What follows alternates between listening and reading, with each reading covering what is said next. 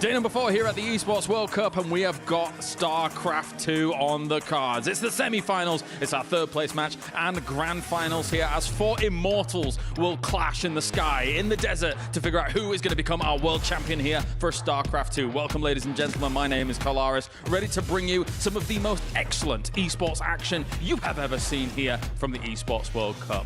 Joining me to my left-hand side, I have Tasteless as well as Wardy to talk about everything that's going to be going down. As I say, immortals, and there is nothing short of that for these 4 players because they have shown excellence, they've shown brilliance, they have shown fortitude and stamina throughout all of these days, and today one becomes world champion once again. Tasteless, these guys. And welcome back, everyone. Welcome back to the EWC, the Esports World Cup 2025 StarCraft 2 Grand Finals. We are back. It's been 4 days of insane StarCraft. We've had some rises, some falls, some crazy upsets, some crazy results, and some nail-biting series as well. I do recommend, if you missed out on day 3, day 2, day 1, check out the VODs. Check out the VODs. We've had some amazing StarCraft already, and now we're here. We are live to crown our champion. Let's go. The final day of StarCraft. Here we are with the semifinals. Tonight we have 4 series. We have 3 best of 7s, semifinals, bronze match, and then the best of 9 grand finals thereafter. Aye. So much StarCraft. Let's go, baby. Let's go. Of course, we begin 1 hour later today just because there are less series to accommodate for that. But alas, still plenty of StarCraft to come. As always, let's go. Take it away, boys. Or the casting couch. Of course, you're going to be watching all the action. You're going to be watching as these players try and vie to become the #1 in StarCraft. Catching 2 up with for the chat. We have Needles alive in the wild. SPL Cyclones as well. Brought to you by welcome. Yo, we got Serral and Cure. We have got ourselves an opportunity for Cure and Serral as we'll be starting things out for us. Likewise, Solar and Classic going to be making their way to the arena a little bit later as well. I was just musing over it last night. Like, imagine if Solar, of all names, is able to rise to #1. Obviously, we've been able to talk to him so much across all of these years. He's great to talk to because his English is brilliant, and we get to really kind of empathize with his journey as a whole. He's just such a nice guy. Imagine if he becomes world champion. I think it shouldn't be too shocking, but the reality is I think it would be very unexpected for a lot of people. Right. He's always been extremely good. Korea obviously has had a lot of great players throughout the history of StarCraft. Yeah. He's been a little bit overshadowed, not just as a Zerg player, but just in general. I mean, we have people like Maro, we've had people like Rogue for the race Zerg, who've been very strong, but he's consistently improved. I think the same can be said for Cure as well. Each year, he's brought a better iteration of himself, and that's certainly no exception here. I think this is the best I've ever seen him play. Well, let's head over to the destination that one of our players it's an interesting thing to bring up now, of all things. I feel like we got to talk about Solo later, but I said this last night, I'll say it again. The former world champion Clem was eliminated yesterday, which means we will continue the tradition of no back-to-back StarCraft 2 champions.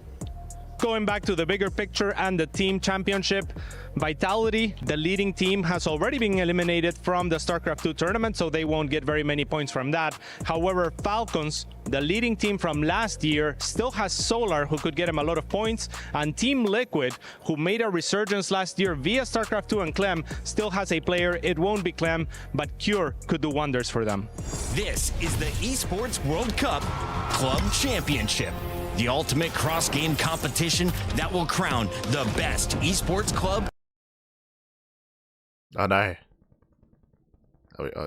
It works. Clubs will be able to compete at the Esports World Cup in as many titles as they can qualify for. The clubs will then earn points based on their placement in each title. To qualify for the club championship, a club will need a top 8 placement in at least 2 competitions. But to win the championship, a club must place first in at least 1 competition.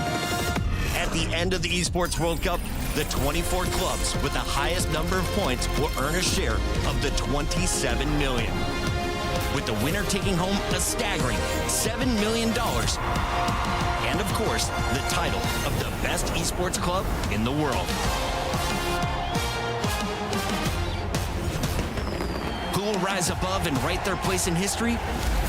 Watch it all here at the Esports World Cup. But it's interesting that they bring up Solar just because we said this yesterday, actually, how Solar currently, I would say that he probably has the best chance to actually beat Serral, like I might even favor Sola versus Serral. Like that would be a really intense and really crazy series. But like they were alluding to, I don't know if they'll ever face off is the problem. Like Sola, he had a really strong showing against Hero, but Hero is a very particular kind of player when it comes to PvZ. Classic is very different. Right now it does feel like Hero and Classic are almost two different ends of the Protoss spectrum in PvZ. One being more aggressive, the other being more hyper defensive instead. I do favor Classic's defensive style against Sola, but we'll get more into that later on in the other semis. For now though, it's going to be all about Serral and Cure.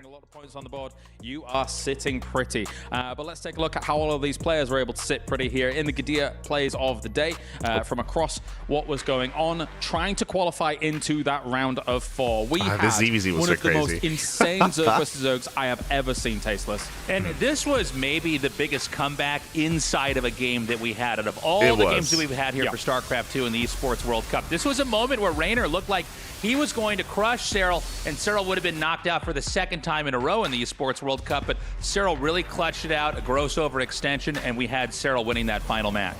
It was comeback after comeback for the start of the quarterfinals because Cure in this game number 4 as well. Yeah, this game is all true. Ridiculous position, and then he brings it back. He gets it done. He brought it back with Yolin. This was also a crazy game. Goats of TVT right against Maru. We knew he could beat him, but coming back from positions like that, man, like Cure was on fire yesterday.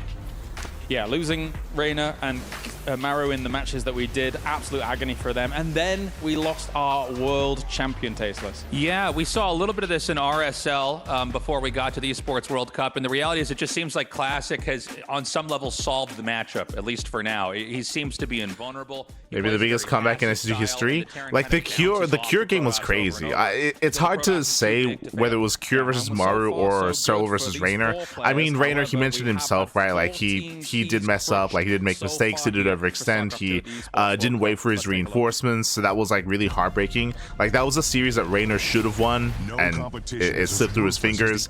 Likewise, we could have seen like an ace match between Maru and Cure as well. It's crazy. Trophy, awarded to the one club that rose above the rest and reigned supreme across all EWC games. The Game Trophy. When a competitor closes their eyes, it's all they see. And it's not complete until it's sealed with a champion's key. Every participant earns a key engraved with their name. That's their right to compete. This year, returning champions hold a key unlike any other. Only one can place their key into the Game Trophy and become an EWC champion. The frame of the champion's key is embedded into the totem, a stone marker of legacy displaying every champion of the year. The keys of the eliminated will be crushed. The champions select 3 broken keys as a personal token, a reminder of who they have humbled. Beneath the totem, a resin block holds the remaining keys, a graveyard of fallen contenders. Will your dreams be broken or your name carved in gold and stone? At EWC, nothing is granted, everything is earned. And with that, as I say, 14 keys already gone here in StarCraft 2. And last year, 15. I mean, I saw Wardy's in there. Wardy had a key in the... Whoop! So all of these reactions are all so awesome. But Wardy, yeah, your key crushed as well. I can't believe it. My key got crushed? Yeah. I didn't know I had a key, James. No. Lie. Apparently, it makes a huge sound when they finally finish the compression. As you can see, the little edges pop out here. And so we're seeing reactions of each of the players as they crush their opponent's keys. I was on stage yesterday when the crushed run, and it does ricochet around the arena, man. Like, it is loud. These guys have all the right to be flinching. Yeah, I get it. And who is Keyman? We will never know, apparently. We don't know with him with his iconic white gloves. No, but I do love the carnage of this. I'm curious, now that we're getting into the final day here, if we have a different stage. I mentioned this previously, and it's still something that's that is stuck in my mind. I don't know if it's too late when it comes to feedback. We were talking a lot about the Illusions interviews, of course, but the other big thing is lack of caster cam, right? Like, from my understanding, I think the casters are in a different venue than the players. I say venue, like different building even. So if that's the case, like that's, I don't know, just like without being able to see the casters, it's like a weird disconnect that I've been feeling throughout the course of these games. So. Don't blame Hopefully, like, what I'm getting at, I guess, is if it is at like at a different stage, then maybe we get to have the casters involved as well, but maybe not. We'll see. We'll see. Eliminated by Classic, and I mean, we saw a little bit of that obviously in the RSL, where Classic was to look fantastic against someone like Clem, and then a 3-0, absolutely brutal. But we can go cast our minds back to a very important game from yesterday, of course, Serral versus Reina. It felt like such a rough draw for Reina, considering the quality that we saw from him, Wardy, to go up against Serral. I feel like Reina could have gone so much further if it wasn't for Serral. I love what you were saying about, like, every time Reina gets knocked out of these things, it's by the slimmest of margins. For sure. Last year, he was the one to push Clem to the limit as well. It's just like, but that's just how good he is. Like, to beat him, you've got to just about beat him. Yeah. And I mean, Serral shouldn't be in the top 4 right now. Like, Reino had so many opportunities across these games. Serral clutched it out. Reino made a couple mistakes in the biggest of moments, unfortunately, at this level, and especially in ZvZ. Those tiny little things become the big factors. There's two ways to look at it, right, Tasteless? Like, either, yes, Serral either shouldn't be here because Reina looked amazing. On the opposite side of it, Serral being able to keep his calm, keep his composure in a series like this when he's down and out almost, it's insane. Well, the funny thing, too, is that we have the heart rate hooked up here for each player. And, you know, normally these guys, they go up to like 150, 160 when the game gets crazy. When Serral was down in the game, his heart rate was 89. It's insane. It's never ridiculous. went up. It was like a resting heart rate there. Yeah, Raynor had the edge, but this shows you just how strong of a player and how clutch of a player Serral is even when you have what is a very obvious lead that you should be able to win the game out with. Even one of the greatest Zergs of all time can slip up and lose to Serral. It reinforces my idea of always, like, our pro gamers are the very best in any esport. When you can keep your cool in that kind of insane scenario. And we move on to our next series, of course, which was an important one. Classic is able to topple our title defender here at the Esports World Cup. I mean, just what a display as well, because he played some great games. 3-0 doesn't do this scoreline justice because it was very back and forth. These were competitive games, crazy fights, lots of action. This really was like peak TVP. Yeah, it would have been great to see Clem take a couple of maps to make the series a bit longer, but man, what a show from Classic, and to keep it going during those moments, very impressive. And, you know, Clem, I think he really recalibrated well in each game and came up with new ideas. The problem is that Classic just is able to kind of bob and weave through the game and get to the late game where he's got all that tech, and then it just doesn't seem like there's a whole lot that Clem can do. Classic has a real shot here, a real shot at becoming a world. Yeah, as they mentioned already in the Losers interview as well, as we had observed, it was just really rough early game and really rough early to mid game for Clem. So Classic would often get a lead in game 1, game 2, game 3, and that would extend into just a snowball effect, essentially, in favor of Classic. We speak all the time how TVP is very momentum based. Clem did have a crazy comeback. It was on Persephone, I think, right? Game 3. Game 3 was a crazy comeback from Clem where he was able to make, I think it was either Persephone or Pylon, where he had a crazy comeback. He was able to make a game out of it and actually have a lot of strong moments himself, but still wasn't enough, which was impressive to see the 3-0 for sure. High for some of these players, Wardy, and some of them riding low because some of these players have gone out in brutal fashion.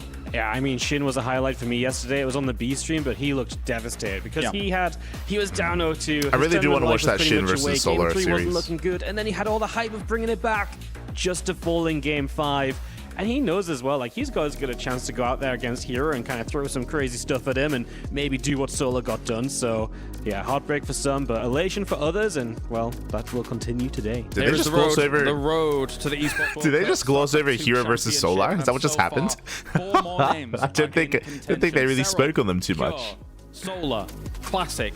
I would say that was maybe the most lackluster series of yesterday's broadcast, just because even with one of the more one-sided series like Clem versus Classic, you actually got to see a back and forth, and you got to see Clem show off his skill as well, whereas I feel like Solar versus Hero, I said this at the time, it felt like he didn't really get a chance to play his game. Like he didn't get to play any StarCraft back. Yeah, didn't get to play any. Coming up here, I think Cure is really underrated. The way that he's played this year, he's looked the scariest I've ever seen. I actually casted a game with Raynor of all people at RSL, and he was talking about how Cure he's so strong, he can fall behind several times in a TVZ, which a lot of times you fall behind even once, and the Zerg basically just grows too much. But Yeah, I mean, Cure looking extremely scary. Super excited for this upcoming match. Of course, not only do we have our semifinals and our I'll grand echo final, what we will also Taste have just a said. I mean, we third-place spoke about match, it throughout which the is entire literally week, common actually, when it how comes to StarCraft 2 as a whole. But that Cure, third-place he's match often is the difference overlooked. between He's often an firstly overlooked World Terran player, Championship even if he's 140, but stronger in also certain matchups at times. Even right now, where I would say Cure is the better Terran compared to Maru, but like someone like Maru, someone like Byun, they have a lot of like, and even Gumiho as well, they have a lot of charisma, they have a lot of star factor, they have a lot of history, a lot of championships under their belt as well, so they have like a bigger fan base, and the fan base isn't really, like Cure doesn't really have anywhere near as large of a fan base as the other Terran, so he often does get overlooked, despite the fact that I will say right now is a better Terran player, some of our favorites to try and challenge, which is a shame. Which is a shame. Up there, according to our power rankings brought to you by Aramco here. And I mean, after taking out the world champion, is there any surprise there, Tasteless? No surprises at all. If we do end up with these two guys in the finals, it's going to be interesting because the matchup that he's strongest in is not. I would agree with this, where Classic and Serral are the two favorites, currently at least. Complete StarCraft player in order to actually advance. Yeah, I think that's astute because these are extreme challenges that these guys are going to be facing here today. Because again, it's not a case of like, oh, you've got a best of 5 and then you're into the finals. No, it's a best Maybe I of just 7 watched in a ton of there. Here are StarCraft. our Everyone's talking about how Solar good and Cure is. Now, on any Rightfully other so. day, considering I think a lot of the casters talk about how good Cure is. I don't think the average viewer echoes that. Like, I think an example of that is even yesterday. Like, a lot of people were surprised. When I say a lot of people in the chat were surprised to see Maru lose to Cure when we were trying to emphasize that Cure was favored. Like examples like that. Like often if you see betting lines as well, I say betting lines, like prediction lines I should say, often like it is often against Cure for that as well. It's like the overall perception. I understand. I mean, the Fawn heroes. I feel more actually for Where's Raynor Hero? than Clem. True. Because if you do not run in, we've already talked about it, but I'm going to talk about it ad nauseum. If you do not run into Serral as Raynor, or if you don't run into Clem, as Raynor before all of this, in the previous 2 World Championships, Raynor's probably in both finals. He's that good, right?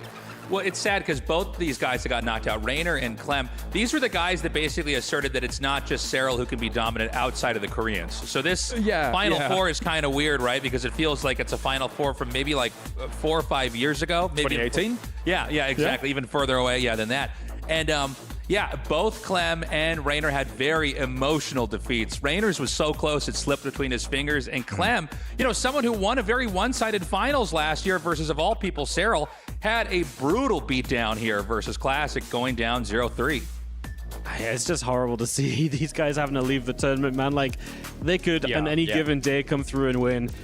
But we've only got 4 players left. The matches we've got are going to be great. I'm looking forward to each and every one. 4 players, 4 matches, and an opportunity to become the champion here live from Riyadh, Saudi Arabia. And I always get chills a little bit when we get to this point because these guys have proved in grueling matches that they are worthy of becoming the top 4 here at the tournament, but only one can prevail.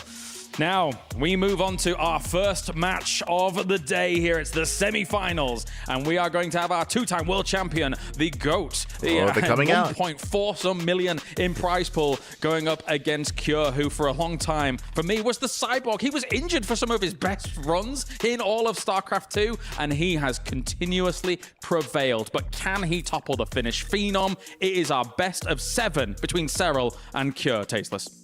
I think this is going to be a really exciting match. I think Serral looks so strong, but do not count out Cure. I think this is the strongest we've ever seen him, particularly in this matchup. He seems to be in really, really good shape. Serral should win for sure, but if Cure actually takes this, don't be too shocked. What's your breakdown, Wardy? What do you think? I think it's going to be difficult for Cure, but over the best of 7, he's going to have a lot of chance to mix up the builds, and if he gets in with a couple cheeky mech builds, I could see it. If he gets the 8 racks to work one game, I think it's possible. Yes, to me, he is the underdog, but you know what he keeps doing here in Riyadh? He keeps stepping up, right? He was in the finals at Gamers 8. Yes. He was the 5th place finisher last year at EWC as well, so like he is right there up here. Every time we're in this tournament or here in Riyadh, he's really good. So why stop now? I can only agree. He's got one of the best track records when it comes to playing here in the desert, in the heat, when the spotlight is on him. But his opponent on the other side of things, it is Serral. Let's hear from him before coming into this match. Let's go. Interviews. I'm here with the greatest StarCraft 2 player of all time, Serral. Yuna, all your nemesis are gone. Are they? Are all your nemesis gone? Yeah, I don't know if any of those exist, you know. Fair enough, fair enough. Well, I mean, Battle of Heart Rates coming up. Both of you and Cure have very low heart rates, apparently, True. and it seems to be that that's a good thing in this tournament. Do you have any comments on that? Yeah, I was watching the heart rates closely yesterday, and it seemed the guy with lower one won always, pretty much. So this is more of just a battle who can keep the calm now. It's a battle of who can keep the calm. And of course, Cure, not known to be a particularly fast player. Is he, in your mind, still a very strong threat? Or how confident are you feeling in the matchup? He also isn't known to play a lot of mech. Maybe I'm speaking out of turn there. But yeah, outside of mech and Terran, do you have like any concerns with the Terrans? I think Cure is looking dangerous. I think for a long time his TVC was lacking, but it feels like for this tournament and even a little bit before, he has kind of fixed it a little bit, and he's a very dangerous opponent. But I'm still confident in ZvT. It's one of the matchups I usually do pretty well in. Besides against Clem, it's always a little bit harder, but against everyone else, I'm pretty consistently win. So I'm always very confident. And I know you never look past any opponent, of course, and Cure is a very strong one. But if you were to get past Cure, who would you rather not see at the finals for your own sake? Solar. I think I would rather face Classic. Yeah. I think the previous CVC I played was already so hectic that I don't want anything like that anymore. I think the CVP is a little bit more slower pace, and obviously Classic's very strong, but I already beat him, and I think he's probably gonna bring a little bit more of a challenge next time. But I think if I play my best, I should be still able to do it. Thank you, Yuna. Yeah, as we said, like, I think the biggest threat to Serral is Solar in this tournament, but I don't think they're going to play. Like, I think the biggest threat to Serral is going to be Solar. It sounds like he thinks the same, but I don't think they're going to be facing off. If they do, though, that'd be crazy. That would be crazy. I can see the stars aligning and Solar being the champion if he can play against Serral in the finals, but we'll see. 4-3 thing. 4-3. I think it's going to be 4-2. I do think Cure gets a couple maps. I think a couple builds hit. It's Serral, man. How can you ever go against Serral? I think I'm in line with Woody here. It is the World Championship here. When you have the king, you need to send elite assassins to try and take him out. But it is time here for day number 4 of the Esports World Cup. It's semi-finals day.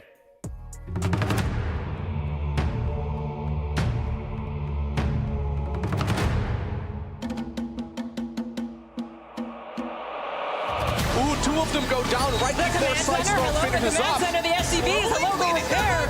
Okay, so he's driving on the wall. There's going to be an Nidus as well to deal with the orb, but it's back as well. There's just so many main base under attack, and it feels like everything is falling off right now. Yeah, look at that. Who edited this audio together? Q pulls it up from a really tough position. He makes it happen. 이게 사우디 대회에 초점을 정말 많이 맞췄고 그만큼 더 완벽한 경기를 하려고 항상 생각하고 좀 말로 표현할 수 없을 정도로 간절했던 것 같아요. 이번엔 꼭 우승하겠습니다. GG is called, and Team Falcons is going to be represented by Solar. Amazing. This is the biggest event in esports. All over the world, there's the best players in here. And I'm also one of the best players and in top 4. This is a big honor to be in top 4. The champ of 2024 is eliminated by a fantastic classic. 지금 되게 꿈만 같아요. 아직도 실감이 안 나고 제가 4강에 갔다는 게 너무 기쁩니다. 정말 쉽지 않은 상대인데 그래도 정말 결승에 가고 싶은 마음이 너무 커서 10년 만에 프로토스 우승자 클래식.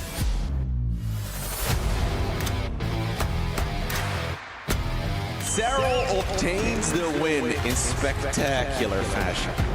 Everyone is very good at this tournament. Everyone is a threat, but I usually tend to do pretty well against the Korean players.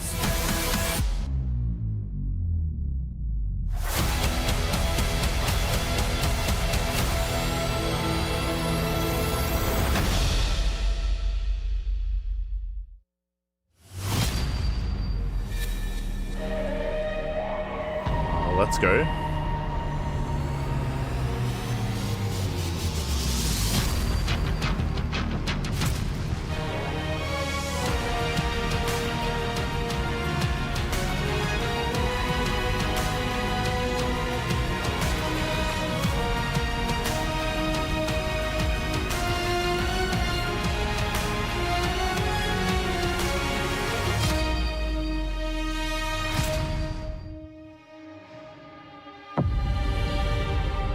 Four players stand on the edge of greatness.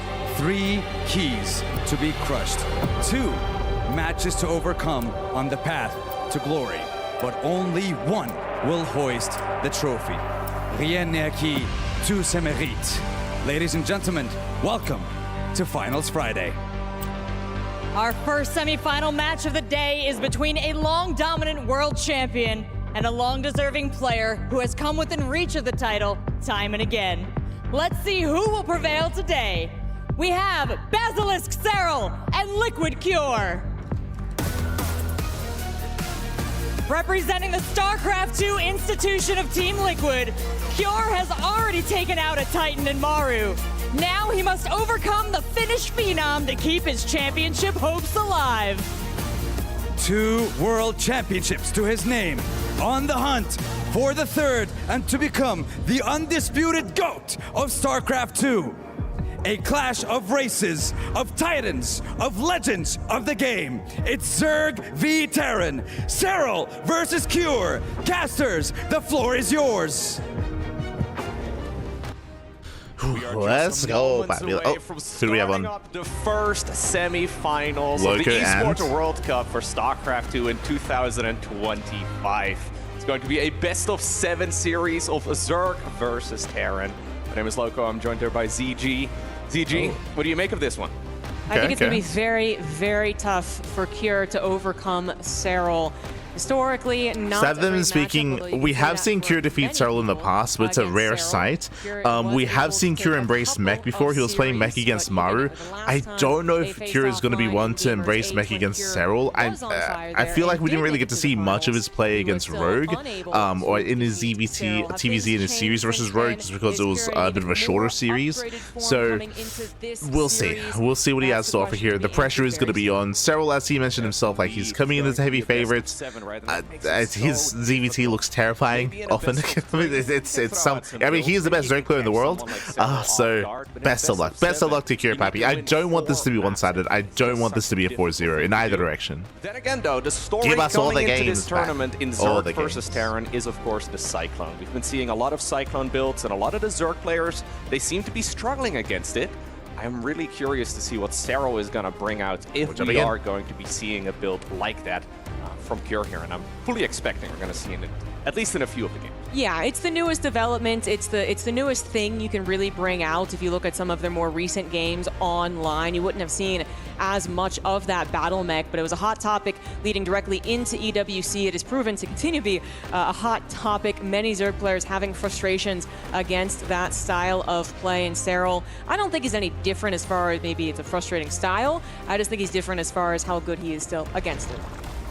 Well, here we go. Game number 1 in this best-of-7 semi-finals. We find ourselves on Ultra Love, and in the top right-hand corner, he is Serral. Widely considered to be the greatest StarCraft 2 player of all time. Can he overcome this Terran opponent? And in the bottom left, as the blue Terran for Team Liquid, he is Cure. And if you're in the chat, you know what time it is. It is Gamba time. Predictions are open. Place your bets on who you think will claim the series. Best of luck in the chat. Best of luck, Pappy. Best of luck. Predictions are open. Gamba time. Beat out by some of the other names, such as Maru. But once again, in Riyadh, it seems to be the lucky place for Cure. And should he beat Serral on this big stage, I think that discussion will have to be had. Who actually comes out on top in the year 2025? As far as the world's greatest. So far we have standard openers. We have our standard openers here. I wouldn't put it past Cure to go for 2-axe Reaper, but so far everything's looking normal. On Ultra Love, but you brought up the maps, you know, how big of a series this is, how many maps you're going to have to actually win over the favorite that is Serral. I will say that at least right now we do have more of a Terran favored overall map pool. It was similar last year, but that has been the case for a couple of months at this point, and Kjær was still unable to defeat Serral in a reliable way anyway. He was able to get at least one game in their last best of 7. Yeah, absolutely. No, it's going to be a tough battle here for Kjær, but I believe he does certainly have a shot. I feel like Kjær is one of those players that we don't talk about all too often as StarCraft 2 casters, as content creators, but he's always been there and he's always been ranked amongst the very best in the world. Just barely missing that final step, right? And, well, becoming See, even Loco is talking here about how overlooked Kjær often is, which is a shame, but it is the case. Honestly, at this point, it feels rightfully so. He's been so good for so many years. Starting off, though, with a very normal strategy so far. Serral's going to attack with the drone, but of course, that's just to try and shoo that Reaper away for the time being as he starts up a quick third hatchery here. Yeah, last time they played, I mean, it was overall very normal TVZ. There were a couple of change-ups. You know, Serral to go for a pool first, for instance, and I think we're talking a lot about the battle mech, which I think will be the biggest. I think they're discussing gasless openers. That's a very map-specific sort of style. This could be the expectation for actually all of the games, but I think the twists will be coming in. And then we as I mentioned, third CC before Stargate or Starport, economic opener. 2-on-1 into a 2-base push. He did attempt that before as well, just to make sure you have the variety, because really you look at a regular game of TVZ, say nothing happens for the first 8 minutes, and most people are going to be like, yeah, well, Serral wins that one, so sorry about that, even if you had your own perfect macro 8-minute game. So I do think you need to try and do it little something, you know, whether it's just like hide a scout, get a couple of drones with the Hellions. It's got to happen, though. Absolutely. So far, Kjær is opening up triple command center 1-1-1. So a barracks, a factory, and then a starport.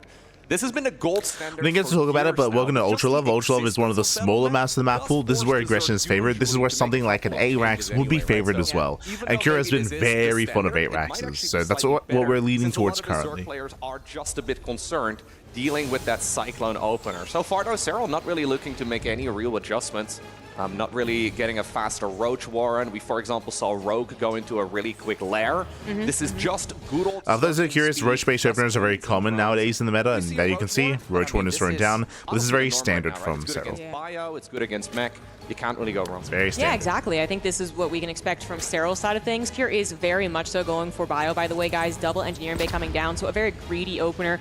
I feel like we're going to see an 8-Rax on this, actually. Very fast upgrades, yeah, very aggressive. Also bringing up the 8-Rax. I agree. Things off, so we'll just and we spoke about it, right? 8-Raxes are really popular on Ultralove. Fast double E-base screams 8-Rax as well, so we can already see that coming ahead of time, and it's going to be on Serral to try to slow it down. It also is just one of the... Yeah, Stim is not still on the way, but yeah, 1-1 definitely is. So there is Serral's defensive Roach macro. It's so tight, it's so clean, that even if Serral does take an unordinary amount of damage in the early game, he still manages to come out on top with super fast, just droning up to 80, getting that very fast hive. And against an 8-Rax potential, you know, you can get those Vipers, and he does very well against it, basically against anything that a 3cc Terran can throw at him. Absolutely. The reasoning why an 8-Rax is so powerful on this map is because of the base layouts. So the 4th hatchery for Serral will probably be taken to the right, and it's in a direct line to the 3rd base of the Terran. Serral, though, okay, opted to go for the one in the corner. That is a little unorthodox on the map. It's interesting to see because it is a relatively easy position for the Terran to attack into, but Serral apparently not too concerned. Maybe he's expecting the build that you were talking about as well, right? Maybe he's putting his opponent also on an 8-Rax. Yeah, well, if there's an 8-Rax, generally you want to direct yourself not just to a 4th base, any which way that it is, right? To a 4th base that kind of is centralized to the Zerg, right? That's why you expand that way. It's still central to your production line. And if you defend that, then you defend every other base.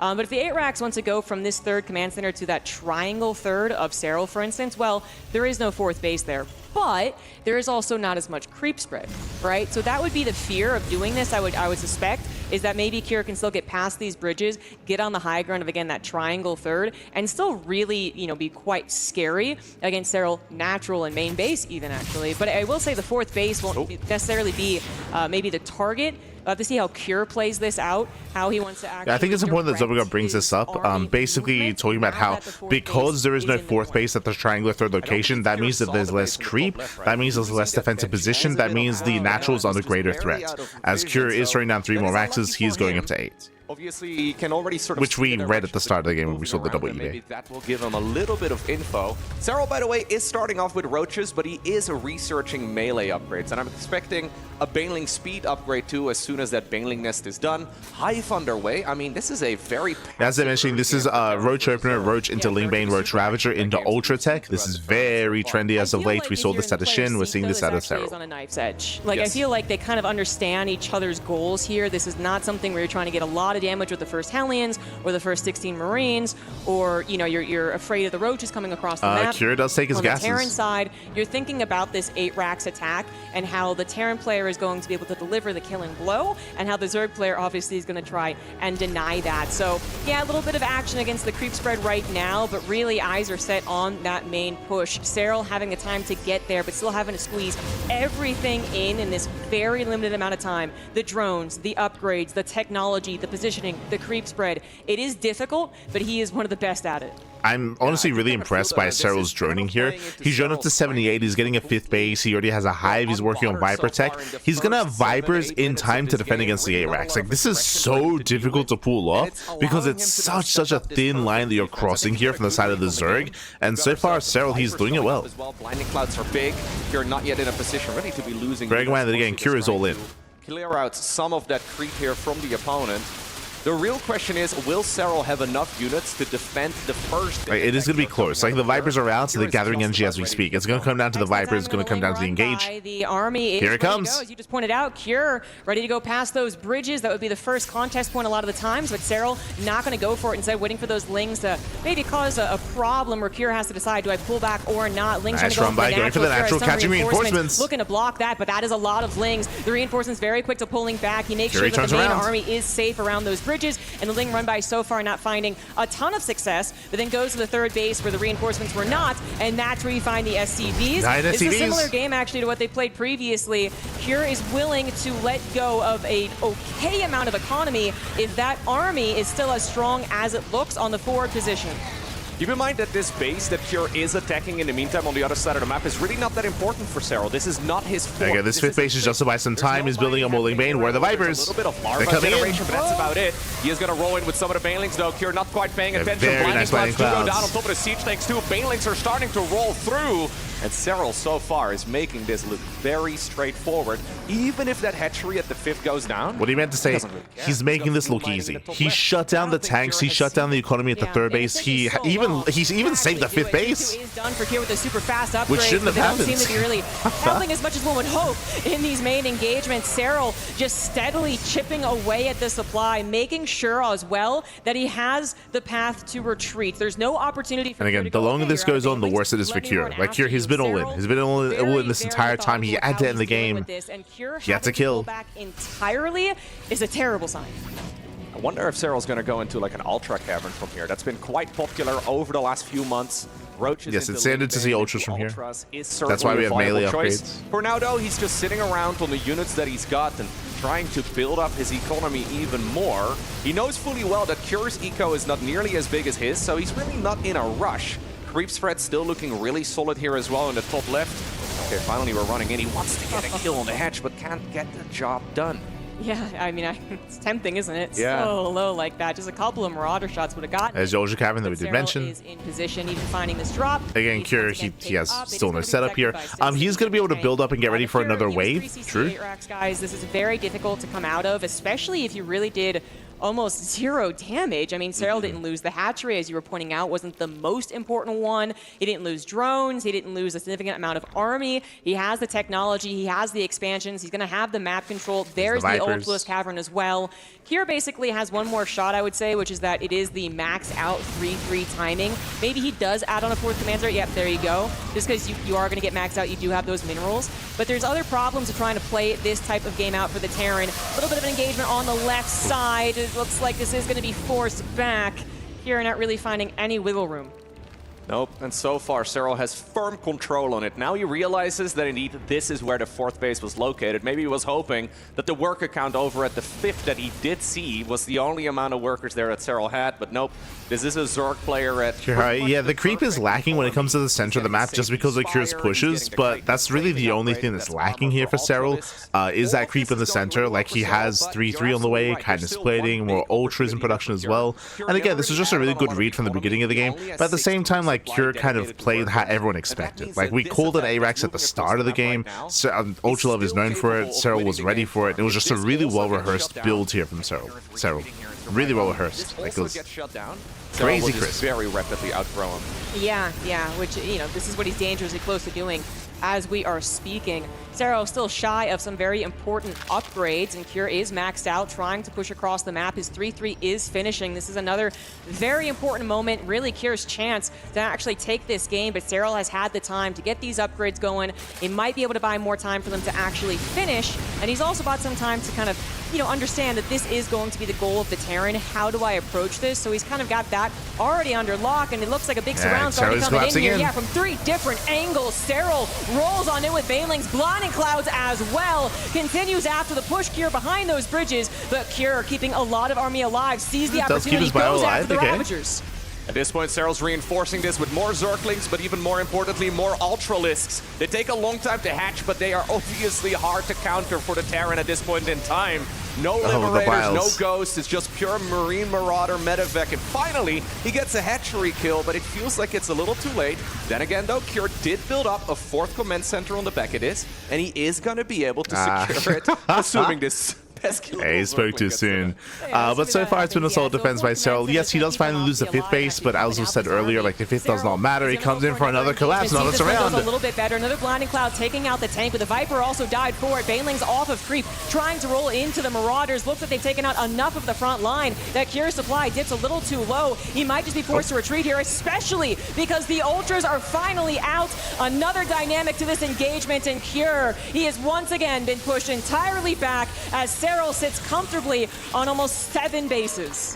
Absolute textbook here from Serral across the board. Liberators are now out. Yo, we're getting cam shots. Sorry, audience shots. He still has corrosive balls available, but Serral has an. We didn't really get them over the past couple of days, so I appreciate the way getting a glimpse of them here. I think it's important though for Serral to not let Cure mine too much more. I mean, he needs to start getting at least a little bit of damage done across the board. Planetary Fortress didn't start up yet. I mean, Cure. I see in the chat, Cure should just expand after the first push failed. IMO. If you weren't here for the beginning of the game, if I didn't make it clear, I do apologize. An 8-Rax isn't all in. When we say all in, it means that, like, again, you have to do critical damage with it, otherwise you fall behind. So it's difficult. It's very, very difficult to try to transition out of an all in, out of an 8-Rax, into a more macro game. I say difficult. It's almost impossible to do so if you don't do critical damage early on. If we didn't make that clear earlier, do apologize. Clearly in a desperate position. Let me just max out and then have another rematch. But that's why the game state is as it is here, and that's why the first push was as important as it was. Right now, Planetary not going to help out. Fungal coming in on the top side as well. It looks like this will be a little bit too much to actually kill the army, but the Planetary would be Planetary does go down. He's looking for more fungal growths, though. He's faking a bit of a retreat while even getting Neural Parasite and all the other upgrades as well on the back of this. Serral is now pushing through the Liberation Circles. Corrosive Balls, they're going to get shut down. And I mean, Cure now sitting on a very small economy compared to what Serral has. And Serral decides to, just take it slowly. I mean, we're playing a best of 7. We have already seen in the past that his heart rate doesn't go up too much. Well, in this particular series, it's been a little bit higher, true. Nice, very nice fungal. Absolutely phenomenal here for Serral. Yeah, I don't think he really could have dreamed up a better game. Yeah, this was textbook. I mean, and you were pointing out just how calm he was, you know? He didn't just go for the Remax. He had all these upgrades. He had the Spire in case he needed it. He had Neural Parasite in case he needed it. And he did it. Cure just not able to really deliver any damage with the first 8-Rax push. The second one had a little bit of promise, but then that was kind of an illusion. The Remax came through, and Serral... But yeah, coming into game 1, unfortunately, like, this was just a little bit too predictable, I will say. Serral, he didn't even scout, by the way. He didn't even scout the main base. He didn't even confirm the 8-Rax was coming.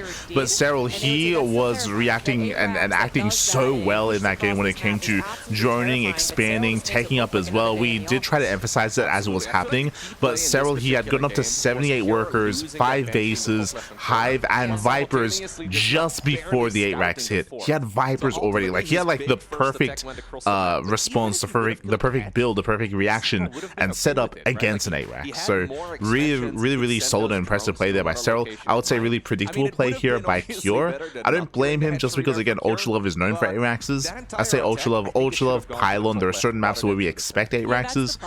We'll see how he adjusts coming into Incorporeal. That the 4th hatch was there. He couldn't make an informed decision. He moves across the map and he sees a quote-unquote 4th base that has very little creep spread and even very little mining, and goes, okay, that's not it. That's not where it was. But you've already committed to that angle of attack. You can't just pick up everything and move over to the left. That's actually much worse. So yeah, that did start things off, not in Cure's favor, 100%. Alrighty, well, we are loading up into the second game of this best-of-7 semi-finals match. Find ourselves on Incorporeal. And spawning right here in the bottom right-hand corner, currently 1-0 up, we have Serral, representing Basilisk. And in the top left, Team Liquid's last hope for the StarCraft 2 tournament, he is Cure.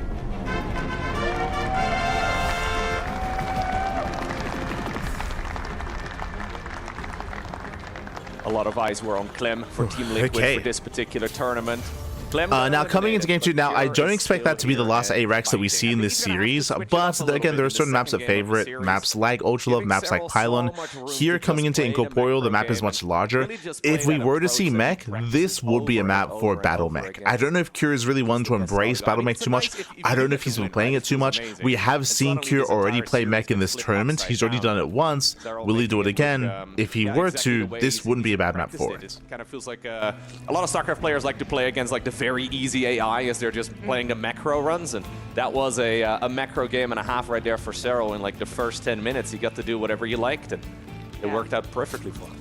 Obviously, people can take that in a very negative way, like you're calling Cure easy AI or something. No, but I compare it all the time. You know, it's just if you want to learn a build order and you want to do it as perfectly as you possibly can, you do it against someone who doesn't really retaliate. And even though Cure was doing a bunch of other, you know, he was doing his own amazing macro, and Serral wasn't retaliating against him. It's kind of this idea that, like, well, at the end of the day, you know, Serral is the scarier player in a game where nothing happens pre-8 minutes, even against something that every other Zerg player would be like, oh, I'm terrified, like I mess up against it, I don't nearly have like the right drones before it comes over. You know, he makes it look easy, but many other Zerg players would say that Cure had a good chance right there. Yeah. But you're right, he's got to change things up, I think. You know, one thing that I've already seen in this best of 7 compared to the last one, which was online, is that Cure has been able to get different maps. So, you know, these are actually, like, I guess 2 out of the 6, I'm doing my math correctly. Have a look. Well, 9 overall. That he hasn't actually played against Serral in a while. That didn't affect it positively. So the vetoes of Magnatha and Lost Maybe Fantasy. It will Interesting. affect Cure positively, because he hasn't lost on this map against Serral in a while. Curious is what Cure's exact build is going to be. 3 CC to start things off, sure, but what else beyond that? I feel like in general in this matchup, it is also very much so up to the. So as they're saying, behind this, we're waiting to see the timings of the double E base. We're waiting to see the timings of a second factory even as well. How he takes a 3rd base, his rack setup for the time being. We'll see if he does go into Banshee play, just like last time. We don't see it all too often anymore, where the SCV actually patrols around and tries to block the 3rd for a long time. Cure bringing it back here, going SCV scout into a Reaper. In the meantime, though, we also have a group of Zerglings on the right side of the map. Serral eventually secures the 3rd. It's a little bit annoying for him, but obviously this is something he will have practiced against many times. Yeah. It's not the most common, you know, opener for the Terran to actually SCV scout, but I do love when they keep the SCV there. Like sometimes they really are scared. It's a map that could be. Once again, early Roach Horn out of Serral. We expect to see a Roach Horn every game. If there ever isn't a Roach Horn, then we'll point it out. Roach Horn once again. We'll be like he's crazy. This is like, that was 3:30. He usually puts it down at 4 minutes for that. True, this is early. Macro opener. So I do wonder what this could lead into. Hellion Banshee for Cure. Yep, nothing out of the ordinary here for Cure. No second factory. Serral does get an SCV here with that small group of Zerglings. Gets an SCV. Not bad whatsoever for him. This is a map as well where taking the alternative 3rd base just doesn't feel quite right, so I quite like that Cure decided to be here, getting into quick Banshee. It looks like this is actually just a macro start. Serral still following this up with an Evo Chamber together with a Lair. Maybe just a little bit concerned, or maybe because of the timing of the third, he just had a little bit of money sitting around and he figured, you know what, may as well get the Roach Warren a little quicker. Or maybe he's just trying to sell the story here to Cure as well, right? There's so many little mind games that we see at this level. SimCity. Keeping a drone there as well. He's a Protoss player right now. There's nothing here. Wall himself in against the Depth Shade buys or whatever. It's great stuff. Very nice defense. Yeah, I love your points. It maybe could have been some convincing, but yeah, with this +1 carapace is getting ready for Bio, and as we can see here, extra racks is going to be thrown down, and it is going to be Bio out of Cure. So the +1 carapace is on the way. Lair is going to finish up. We get Stim coming up for Cure, so still no battle. If he's not playing Mech or Incorporeal, and if he's not playing on Maganatha, then he might not play Mech, period. The next one would be maybe Tokamak. In the main base, only a Queen, so yeah, I would say that is a little luckier, yeah. Yeah, Cloaking Field is also going to finish 2 up. drones, 3 drones, no Spore! Seconds or so, and already, I mean, I think it's important to just maximize damage and then hide in a corner, come back for more in just a moment. I don't mind this at all, though he flies it a little bit too close to the sun, and Serral does end up getting the snipe. Probably could have had another worker or two, but still 5 drones for a single Banshee is nothing to be disappointed by. Yeah, that's... You know, unfortunately, there's other repercussions. It's an okay trade. It's okay. Unfortunately, Cloak was a couple of seconds too late to really kick in there. Fortunately, Kira having a little bit of a macro mistake. He is building a bunker as well, so that's interesting. So he got into the... He's not rallying the SUVs here somehow, which is a pretty big error, actually. Yeah. Those workers are not mining for a while. Okay, not sure what the bunker was for. Serral's being so greedy, rushing into the infestation pit already here. Sub 6 minutes. This is going to be for a fast hive into fast ultras. Right now, he lost the Banshee. Yeah, it becomes very scary. Yeah, you're probably right. But I love that he just immediately canceled it, actually. He kind of was like, well, yeah, but no, I've seen something else that tells me that's not the plan. Because it isn't. Serral went for the infestation pit. He's going for the Baneling Nest. The hive will be coming down shortly. Kira going for, so far, it's the 3CC into the bio play. You know, is going to be a fast. Is he 8-raxing again? Center instead, we see that bit of a longer game from him. I wouldn't necessarily mind another 8-rax. It is one of the scariest things a Terran could do, but in the grand scheme of things, we've been saying it all the time. Like, you gotta just change things up and kind of surprise Serral. The onus is on as they're saying, like, I'm not too fond of the idea of going for another 8-rax 2 games in a row. Main base, and Cure just following this up very normally. So, no shenanigans with Cyclones, no Terran mech. This is all looking like we're not there yet. We're still waiting for 3 extra StarCraft, raxes. at least as far as the StarCraft that we've been seeing over the years goes. I don't mind the idea of an 8-rax again, but I think Incorporeal is much worse for it than Ultra Low. It is. In general, it just doesn't have an easy base to attack into. Serral, again, picking an expansion He's doing all it. the way in the bottom left-hand corner. That is just Yeah, are we going to 8-rax every game? No shot. But yeah, so he's going for the same build. Same build 2 games in a row. He's going for the 8-rax. When it comes to Incorporeal, the rush distance by ground is longer. The bases are less accessible. You can already see here, for example, the creep is looking much better here for Serral already. It's nearing the halfway mark. The bases are almost secure because of the creep. So this is a bold move here by Cure. The hope would be that maybe Serral's too greedy. Potential in this, I think Cure is going to... Fourth command center as well. Oh, okay. Okay. All right, so, I mean, you can play around with it. CC. You know, as we saw the first game, that fourth was very much delayed, way after it was kind of clear the A-Rex wasn't really working anyway.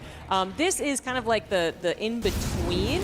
I mean, you still don't have a fast second factory, for instance, for more of that factory unit production. It isn't the fastest, I should say, fourth command center, but that was a great scout from the Changeling, because if Cure was able to successfully hide that, maybe the only thing that Serral saw was the 8-rax in the main base.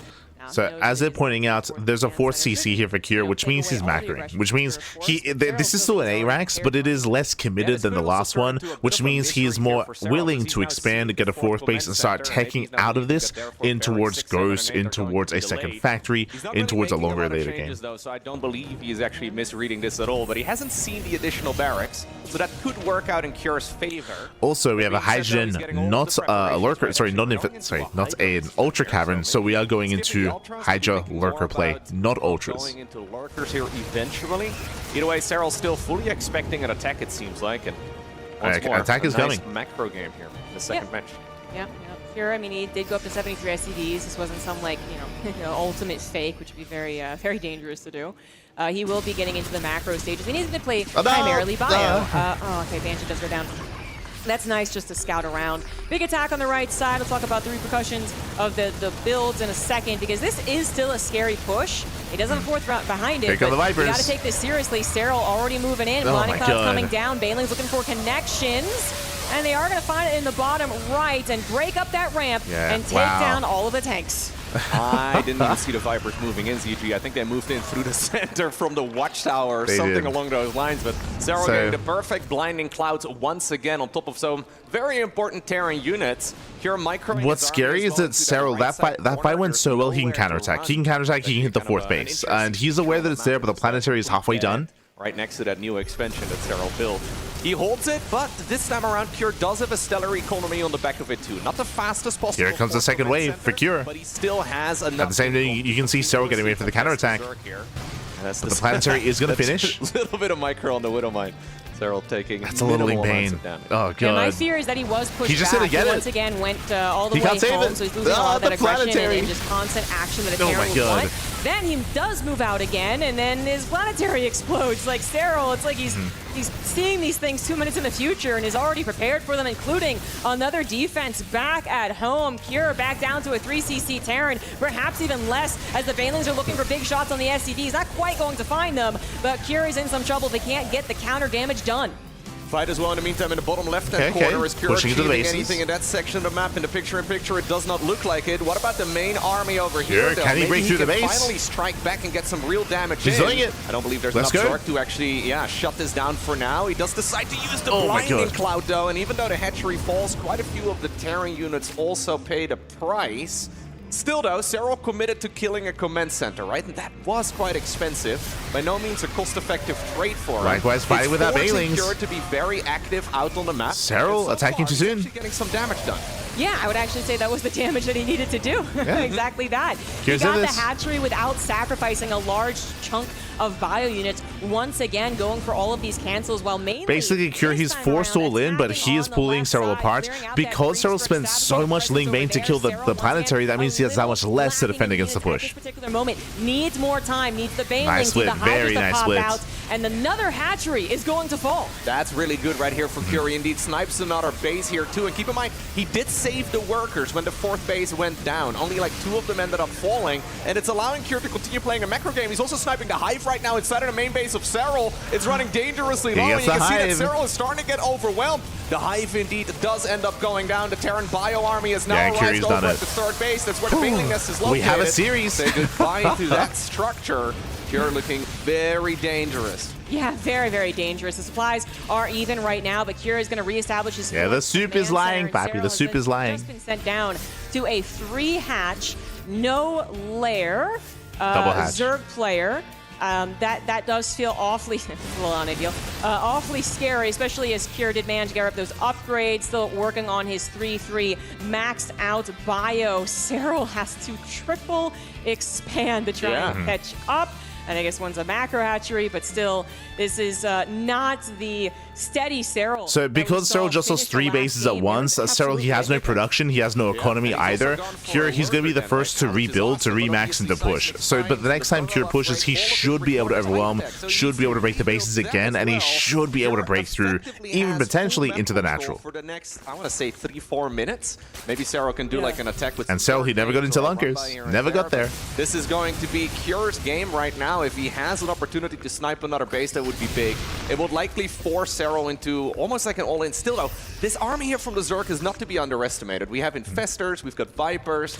We have 4 more Infestors on the way. These are like safety Infestors designed to buy time. And he can actually get additional gas, and he can back up to a Hive. He should be able to get the Lurkers out. Yeah, that Hive snipe is just so... It's so good for Cure. I mean, getting 2 hatcheries plus that. But yeah, it is a triple expand because he's expanding back into his main, which also, by the way, the lair wasn't available, so what they're referencing here is that if Cure gives Serral time to build up lurkers, Serral can turtle and buy time, right? He can buy time, he can slow the game down and try to claw his way back into this. Nice fungals. Fungal on the left side is going to need a little bit more follow-up, so a second fungal is there. That might just do the trick, but Cure having a very large army over to the right side. By the way, Cure going up to his 5th command center, and extra starports coming down, fusion core as well, so Liberators will eventually become a problem. That is absolutely set back Serral so much in this game. He is absolutely on the road to recovery, but he's missed out on a lot of the aggression, the run buys, the comforts of having the map control that it looked like he was going to have before Curious typed 3 bases. You're still struggling, though, trying to see if he can actually close this game out. It's so difficult to kill a Zerg with Infestor Viper and then all of these other units on the ground. Serral's just trying to play survival, and one thing he does still have, as we do see a nice engagement over here, is the creep spread. The creep spread hasn't really been hurt that much. It's quite common for us at this stage in a TVZ to see the creep pushed all the way back to like the 3rd, but Serral has been diligently just replacing it, and it's Do we have any banelings on the right? Like it's making at least the defense possible. Without it, I think it'd be super hard, and there's finally Seismic Spines coming up. I think it's only 2 lurkers. Late, nearly 15 minutes into it, but I love that Cure decided to go for additional starports, and we have another fungal growth. Also the ranged upgrade for those Liberator. Yeah. So if you heard me, he went triple starport behind this, triple starport into Mass Lib. I was a little bit surprised because he's opting not to go into Ghost. And he's up against Infestor, Viper, and Lurker as well. So without Ghost support, I mean, it's not going to be too easy. More than any other siege unit. Lurkers Liberators are are nice, though, I guess. In a couple of bases, 2 or 3, and then suddenly a double drop is not nearly as threatening. And they are more cost efficient than a lot of the counterpart styles of late game Zerg, like Ultras throwing themselves in and dying to maybe, eventually Ghost. But the Lurkers are still so defensive right now that it's still a very scary scenario. I think they're great for the situation, but to actually feel comfortable again, I would believe Serral wants to get aggressive. He's got to get something on the map. He's got to make sure that Cure is also sweating. He has recovered. He has gotten the bases. He's getting a little bit of the map control back, spreading the creep a little bit further, planting the Infestors. But this is still a very scary scenario where Cure is managing to get up to those 5 bases with Liberators and all these upgrades coming down to the production tab. No council on the hatchery as Cure is once more trying to see if he can get this line of attack done. He needs to be careful, though, because the Zerg army is getting better, but so is his. Fungal growth does come from the Infestor burrowed close by. Is there enough damage here for the Zerg player to actually shut this Terran attack down? I think just barely. And so far, honestly, Serral is doing almost like what he was doing yesterday against Reynor, where this kind of looked like an impossible defense, but he's still in the game. And when Serral's in the game and he has a decent economy and he's certainly still behind, but I can never really write him off. I feel like this is a situation where most Zerg players would have already lost, and Serral's still hanging on. Kind of. Like, it is impressive, Serral. He was behind. He was going to die. Here, he's still behind. But I'm still a little bit shocked that Cure is refusing to make what? To make Ghosts. Like, he did make that decision to go into Mass Lib and to just avoid any kind of Ghost production. But the one thing that Serral will be missing for a which is making this more difficult for Cure. Other, TVZs where you don't have all those bases killed, he won't have a bank. He won't have that kind of backup to say I can take a bit of an unequal engagement and still be okay. And that's what's really scary as a Zerg player, is not having that. Once again, another Concave coming in for Cure, seeing an opportunity, will be able to take out the Lurkers and force the Hydras back. Serral is getting a Nidus Worm in the main base, but did he spill with anything? No, the game going too fast to actually think about that currently, but it is maybe still an option. No, definitely not. But the good news is the Liberators are kind of baited. Perhaps Cure's like, I don't need no Ghost, I have freedom, Pap. Yes, I guess so. It is a way to make this work, but maybe push here at the front. This is not an army that can fight straight up against that of the Terran, so I think it's about time for him to retreat once more.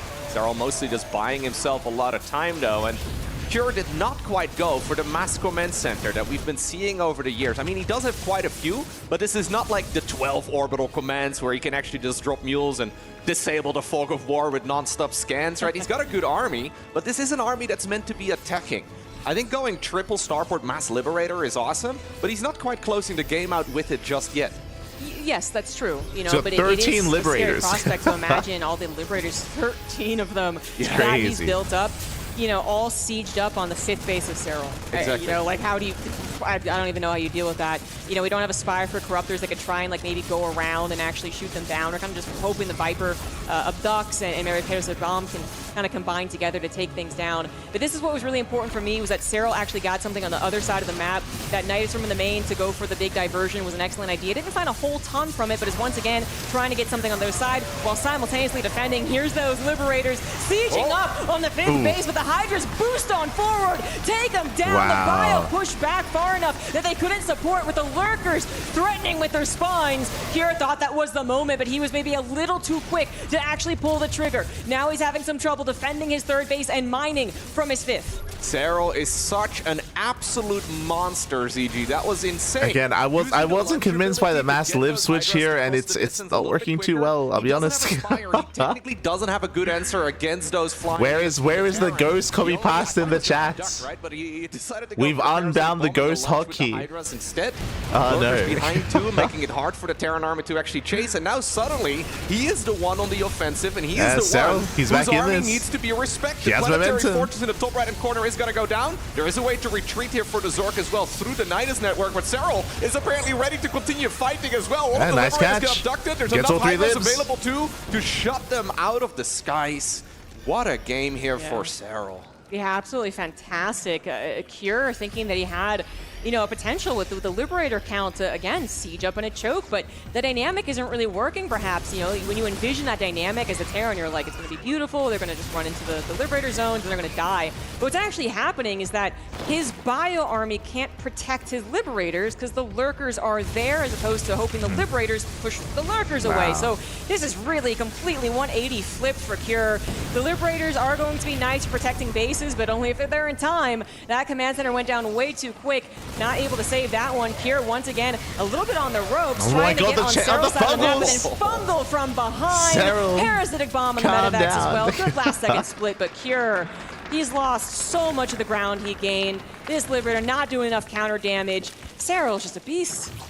Absolute beast indeed. Now we're 20 minutes into the game, and Cure is trying to re-establish the top right-hand corner. At the 20-minute mark, your fourth base is going to start running low, right? Even though you don't have the fastest possible fourth. He needs income, and he needs it now. Now, the top right-hand corner, maybe his saving grace. If he can actually mine it and drop the mules there, that would be amazing for him. But Serral does not really let his foot off the gas. Still using these Nidus worms to go all around the map. He can obviously just send a few units as well to the top right, and I think he's accidentally going to stumble upon that command center here in just a moment. And that is going to show him where the income of the Terran is currently coming from. In the meantime, the Nidus worm in the main base was not addressed. Oh no, this time it was absolutely real. Yeah. Lurkers actually popped out of that one. And Cure, you just... Can't even afford a scan easily here. That's true. He hardly can. He's incredibly supply blocked. He sees the incoming Zerg army. Yeah, once again, the hidden fungals, the flanking infestors. Serral, he can wait a little bit. He can be patient, but he is ahead. 30 army supply, taking down every last Liberator with the Vipers. And this game is so heartbreaking for Cure as well. I mean, I say heartbreaking. This game is also on Cure in the sense that he was ahead. He was in a really strong position. He was in a commanding position. And with that lead, he did make a choice, right? He made a choice. He made a choice to go triple starport. He went to the choice to go mass liberator instead, which can work for sure. Like, it has its place, but it doesn't scale anywhere near as well as going for an academy and as going for a ghost-based army instead. And he made that choice. He made that choice. And now Serral is smelling blood. He is looking to see if he can even... And that gave Serral the opportunity to bounce back. Third base off Cure. GG. Gets cold. And Serral may be shaking his head. He's not really too happy with that win, but I can imagine if you are in Cure's shoes right now, how do you feel? Like, that is not a spot that you want to be losing. No, there's definitely a moment where it was scary for the Zerg, 100%. But, you know, we do have to remember that the game started off with Cure also being in a difficult spot, I suppose, or... you know, also taking his lumps. Yeah, as they're alluding to, like, again, Cure, he was winning this game. Remember, he killed 3 hatcheries. He killed the 2 fringe bases, and he killed the main base. There was a time in this game where Cure had a 4-base economy against a 2-basing Zerg. Like, it was an insane lead that Cure had. But it's about what he made. It's about the choices that he made after that, right? It's about what he did with that lead. That's what this came down to. Hopefully, swiftly enough that he could capitalize on Serral still recovering and still depending heavily on unupgraded Lurkers. But the timing didn't really work out, and I think the positioning was a little too eager as well, just in that first Liberator move out.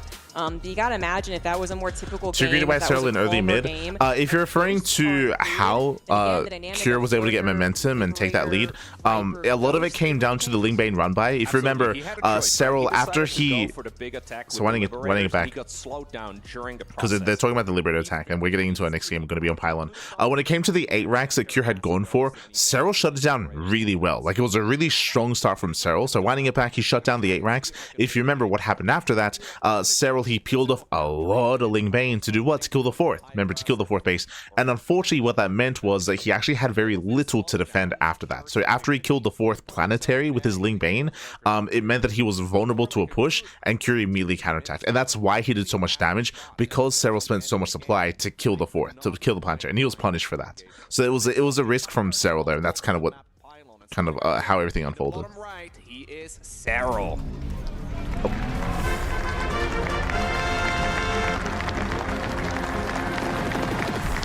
In the top left of Pylon, he is the blue Terran for Team Liquid. He is Cure. This is, of course, a semi-finals match, meaning that the winner of this best of 7 moves on to the grand finals to face the winner of Solar versus Classic that will be played later today. So far, Serral is looking very, very scary, but Cure, of course, has created opportunities for himself. And even though that game did slip out of his hands at some point, I would push back against that. I was not fond of the idea of going mass lib to begin with, which is why we brought it up. Moments that, yeah, Cure really had an opportunity to potentially go in for the kill. He was maybe a little bit hesitant, maybe also just a little bit too careful. But I highly doubt that this is going to be a I don't think so, or at the very least, some of these games, you know, they're going to be like, yeah, it was a 4-0, but all of them are worth watching kind of situation. Right. But it is tough, you know, and as Loco said here, you could make an argument as well that maybe Cure should have been more aggressive after he had taken his lead. I also really wanted to shout out just how quickly he got that lunge. You know, like this can sometimes feel like not so much like a miscellaneous upgrade. It's like a luxury upgrade, right? It's like building armor, high-sec auto tracking. Yes, I love that term. Yeah, exactly. Especially when you consider the position of which he was getting to it. Again, wasn't a like I'm on 5 bases, I've been mining this entire time. He had to make the tough choices, and he did that. And that was actually a really important addition to taking out those Liberators. So I wonder if he's even had games that were similar to that. There was more Liberator base than anything else, and he saw that that was an effective treatment for it. So just really cool right. stuff. As we're getting into Pylon, they're just discussing the previous game. This is a map where I do actually like the idea of an 8 racks. I wasn't fond of the 8 racks on Incorporeal. It worked out anyway. It did work out on Incorporeal. But I'm not too fond of it. Sorry, I should say I'm more fond of it here on Pylon because of how exposed the bases are. So we'll see if Cure goes for another 8 racks. You know, you get the moments, they don't work out. You get them, and we'll see if he's more committed this time, because last game he went for a faster 4th CC. I mean, it just feels like an even bigger uphill climb than usual. Serral, by the way, taking now the third base in the direction of the opponent. Usually that's considered a little bit aggressive. I wonder if that means that he is the one looking to maybe put on a bit of pressure. Either way, Cure for now opening up quick triple command center, quick 1-1-1. So again, we have a factory and a starport out. No second factory yet, and even though he can obviously follow it up with additional factories from here, the early game won't be too much different. I'm fully expecting that this is going to be Hellion Banshee once more. He can also go Hellion Liberator if he really wants to, but with a tech lab coming up already on that barracks, I highly doubt it. I think this is just going to be good old Hellion Banshee. Yeah. I'm trying to think of other things that he can do to mix up this, third CC not quite settled plan of action. Yeah, and there are a couple of other builds you can fit into an opener like this. You can add on a faster armory, so your first. So we're looking for 2 more eBays from here. You can, I mean, that's kind of the main one I'm thinking of. But last game he went for 2 more Raxes, then 2 more eBays. That you could include in this opener from Cure, and I'm like, well, Roach has kind of handled a lot of it, and it's almost guaranteed. Meanwhile, we should be seeing a Roach Horn soon out of Serral. That Roach Horn, which would usually be around now, so that almost guaranteed. Yeah, Zumbago was bringing it up like. The Roach Horn is another missing. one of those maps where an 8-Rex can be really powerful. I know we keep bringing up the 8-Rex, but it is a map where you can certainly go for that push. Yeah, now the casters are bringing in the 8-Rex, and I echo what I guess what they're saying now. Like, this is a really strong map for it. Well for him, he's decided to skip the Roach Horn and go for a lair instead. I'm expecting to see a Baneling Nest and double Evolution Chamber in just a moment, but we'll have to see a single Evo for now, maybe just prioritizing the armor upgrade. But this is certainly interesting. Yeah, I'm really... Concussive Shell? Oh, wait, no. Fake stim, by the way. Cancels? Marauder Slow is on Fake the tab, stim? not because you want that first. Second factory! He was He's trying making to it fake up. out the Overlord. Then he really is real close. Didn't even need to take him out, obviously. He's making it up. Finally, we are going to see this arrive. I do think you got to throw it in. you know, certainly before the last map here, and that is going to be something Serral needs to get the Yeah, again, we were expecting this at some point. If you remember, I was expecting this on Incorporeal, to be honest, but okay, we're going into mech. More Hellions than Serral predicts, only having Lings, and then if Queens are in position, I suppose them too, but still, against, you know, 10, 12 Hellions, would be a very big issue with the Battle Mech following it up. Here is also going to add on double armory. So should I go try Battle Mech at least once of these games? Will this be a time? If you remember, we brought it up on Incorporeal, but I'm doing actually it very here excited for on this. Pylon. Going into the tournament, a lot of Zerg players have been vocal about not liking the Battle Mech army from Terran very much. They say that the Cyclone is too powerful, and you always got to put a little asterisk right next to it because you haven't actually seen the very best Zerg versus Terran player in the world deal with it all too much. And in this game, Serral is going to have to address it, right? What is he going to do against the Battle Mech army? So far, it's just going to be Ling Bane, but is he going to go into Infestors? Is he going to go into Vipers? Will we see a very quick Hive? So something that's really important about this game right now is that, remember, Serral, he doesn't know what's happening. He scattered earlier and he scattered fake stim. He's going into Ling Bane. This is the first time this series where Serral is not opening up Roach, so he is going to be actually vulnerable, more vulnerable against mech this game than the others. There you go. But the double armor, you know, you don't really need that attack upgrade as a priority for the Cyclone style, as that's the lock-on that does what you needed to do. But yeah, double upgrades going into tank mech. So we're actually kind of going back. Not battle mech, okay. Going into tanks. Topic. It is a different way of playing, however, and maybe still Serral's not sure that it's mech. I believe he's seen his factories. I don't know about the gas timings he was able to see. And then if he did, he would maybe also be thinking what we're talking about, battle mech first and foremost, but it's not. He does see a tank, you know, and a lot of Hellions. So that was enough, but it's funny, right? Like, this is a build that is technically... As they're pointing out, this is the first time that Serral gets an idea what's happening. So this is the first scout here for Serral. Could also be thinking, okay, this is going to be Battle Mech. He decides to overreact. I mean, he will be extremely diligent with scouting. He will be seeing the units that pop out of those factories, and that will be a big tell. He does decide to... And again, there's a 7-minute Roach Horn, when typically we see it at 4 minutes. Those two structures on the production tab at the same time. So really late Roach Horn. Yeah, indeed. But it is going to be good old-fashioned mech. So with the goal of this, you know, battle mech, it can, in a way, play almost like Bio, which is that it's very active. It really wants to re-engage and hit over there and hit over here. Battle mech is fun that way. But good old-fashioned mech, we call it the old school mech, the vintage mech, it's going to be way more about getting to that perfect army, right? Around 180 supply, you can kind of push out, max out. If that's your goal, to push out. Now, what's scary about this like traditional form of mech on Pylon, and the reason why we were talking so much about 8 ranks on Pylon is because the rush distance by ground on Pylon is really short, so it doesn't take long at all to get across the map. And because of that, and they're just now talking about it here, about how the size of the map, I should say, it doesn't take long at all for this mech tank army to move out, to just walk across and then bam, you're in the bases. That can be scary. At this point, as I said, Serral knows it's mech, he knows it's tank mech, and it is up to him now to kind of figure out, how do I want to keep this down? How do I want to make sure it doesn't get to that perfect final form? Yeah, I'm curious to see what he decides to go for. Is this going to be Brute Lords? Is it going to be Hive Tech? Do we go Swarm Host? I mean, there's technically quite a few options available to the Zerg player once more. They're talking about further tech. It's going to be Ling Bane Roach Ravager.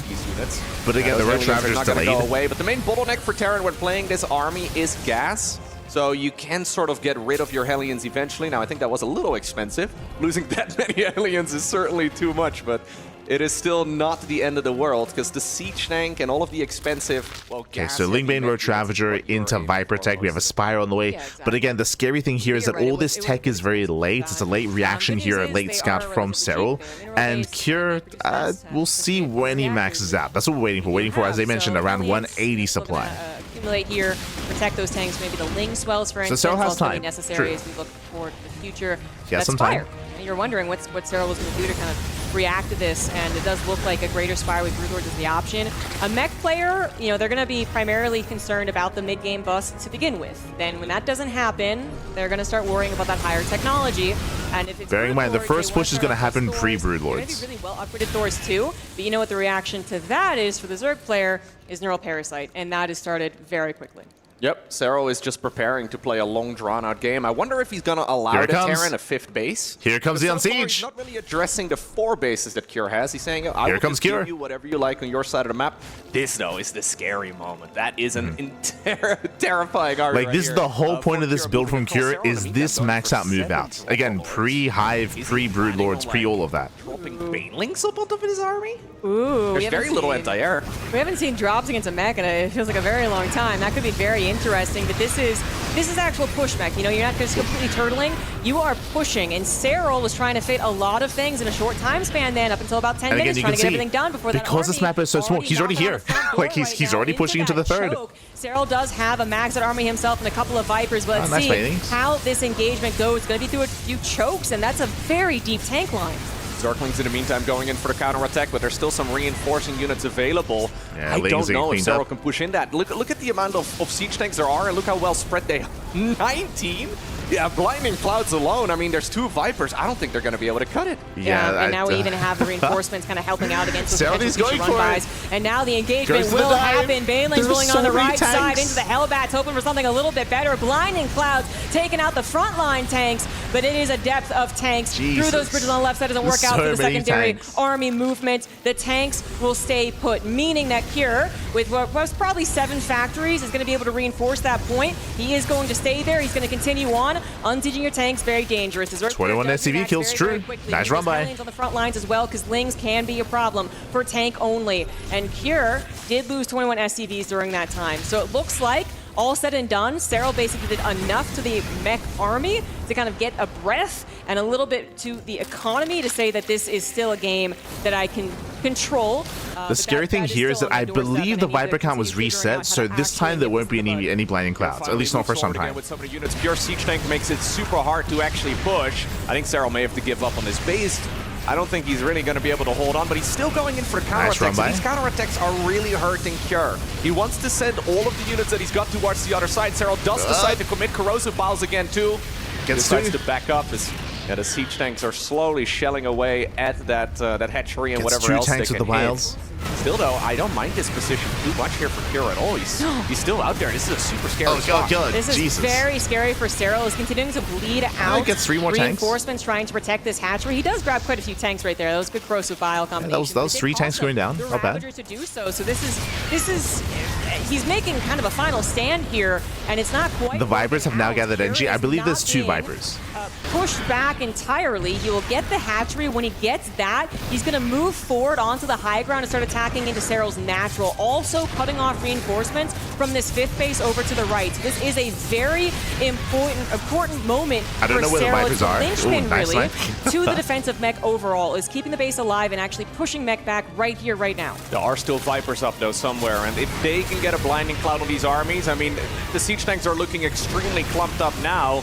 Cure wants to try and get a move on. He knows that he doesn't really want this Zerg player to breathe for too long. I think that's right. They're coming in. Serral's still sending in some units for the counterattack too. The hatchery will go down, it looks like. But here are the Vipers. This is when Serral pulls the trigger, and all the siege tanks are clumped up together. Only a few of them can actually fire at the same time, and Roach Ravager Zergling is starting to break through. The Vikings do hunt down the Vipers, but this position has been broken by Serral. Yeah, very important that happened there. The Vipers had to take the long way around because Cure's Viking count had actually grown quite to a scary point. So if they were and again, that was on Cure not splitting up his tanks as well as he did previously, and the Vikings not being in position to deny those Vipers. He didn't see the Vipers coming. We barely saw them on the minimap in time. But the Vikings, they had to zone away. They failed to. At this point, and he's trying to get back to that maxed out army. Serral, though, he sees his moment. He was able to defend the base. He's going to actually get maxed out again. He's going to start using his army to try and pick away at the lower tank count while Cure basically licks his wounds and prepares for the second attack. The entire left side of the map is completely... And the problem with preparing for a second attack here is that Cure, it took him so long to kill the base. The base should have gone down much sooner, but it took him so long to break through. So did such a great job at sniping 1, 2, 3 tanks at a time, slowing down the push, going for these run-bys, getting the 21 SCVs, getting 2 more tanks, getting more SCV kills here as well, just slowing down Cure, buying time, remaxing. I mean, you could do that with a matter of fact full of Marines, but with a mass siege tank, it's difficult to pull it off. So really impressive counterattacks here by Serral. Despite, like, again, being up against the wall. Units in this angle. I mean, in this area, he's he's going to be in trouble in the natural, in the third base. He can't easily hold on. Yeah, you're absolutely right, and I'm in agreement. I love that Serral keeps hammering this point so that it never gets to a situation where there's like, you know, 2 command centers providing SimCity. There's not, you know, 5 tanks and Liberators and Hellions available. Just making sure that's an open opportunity for later, while also continuing to harass again the main army as well as this base. Serral has a lot of his army off to the left side, but Kjær decides I'm maxed out. It's ready to go. Round number 2. Now hitting into Serral's 5th.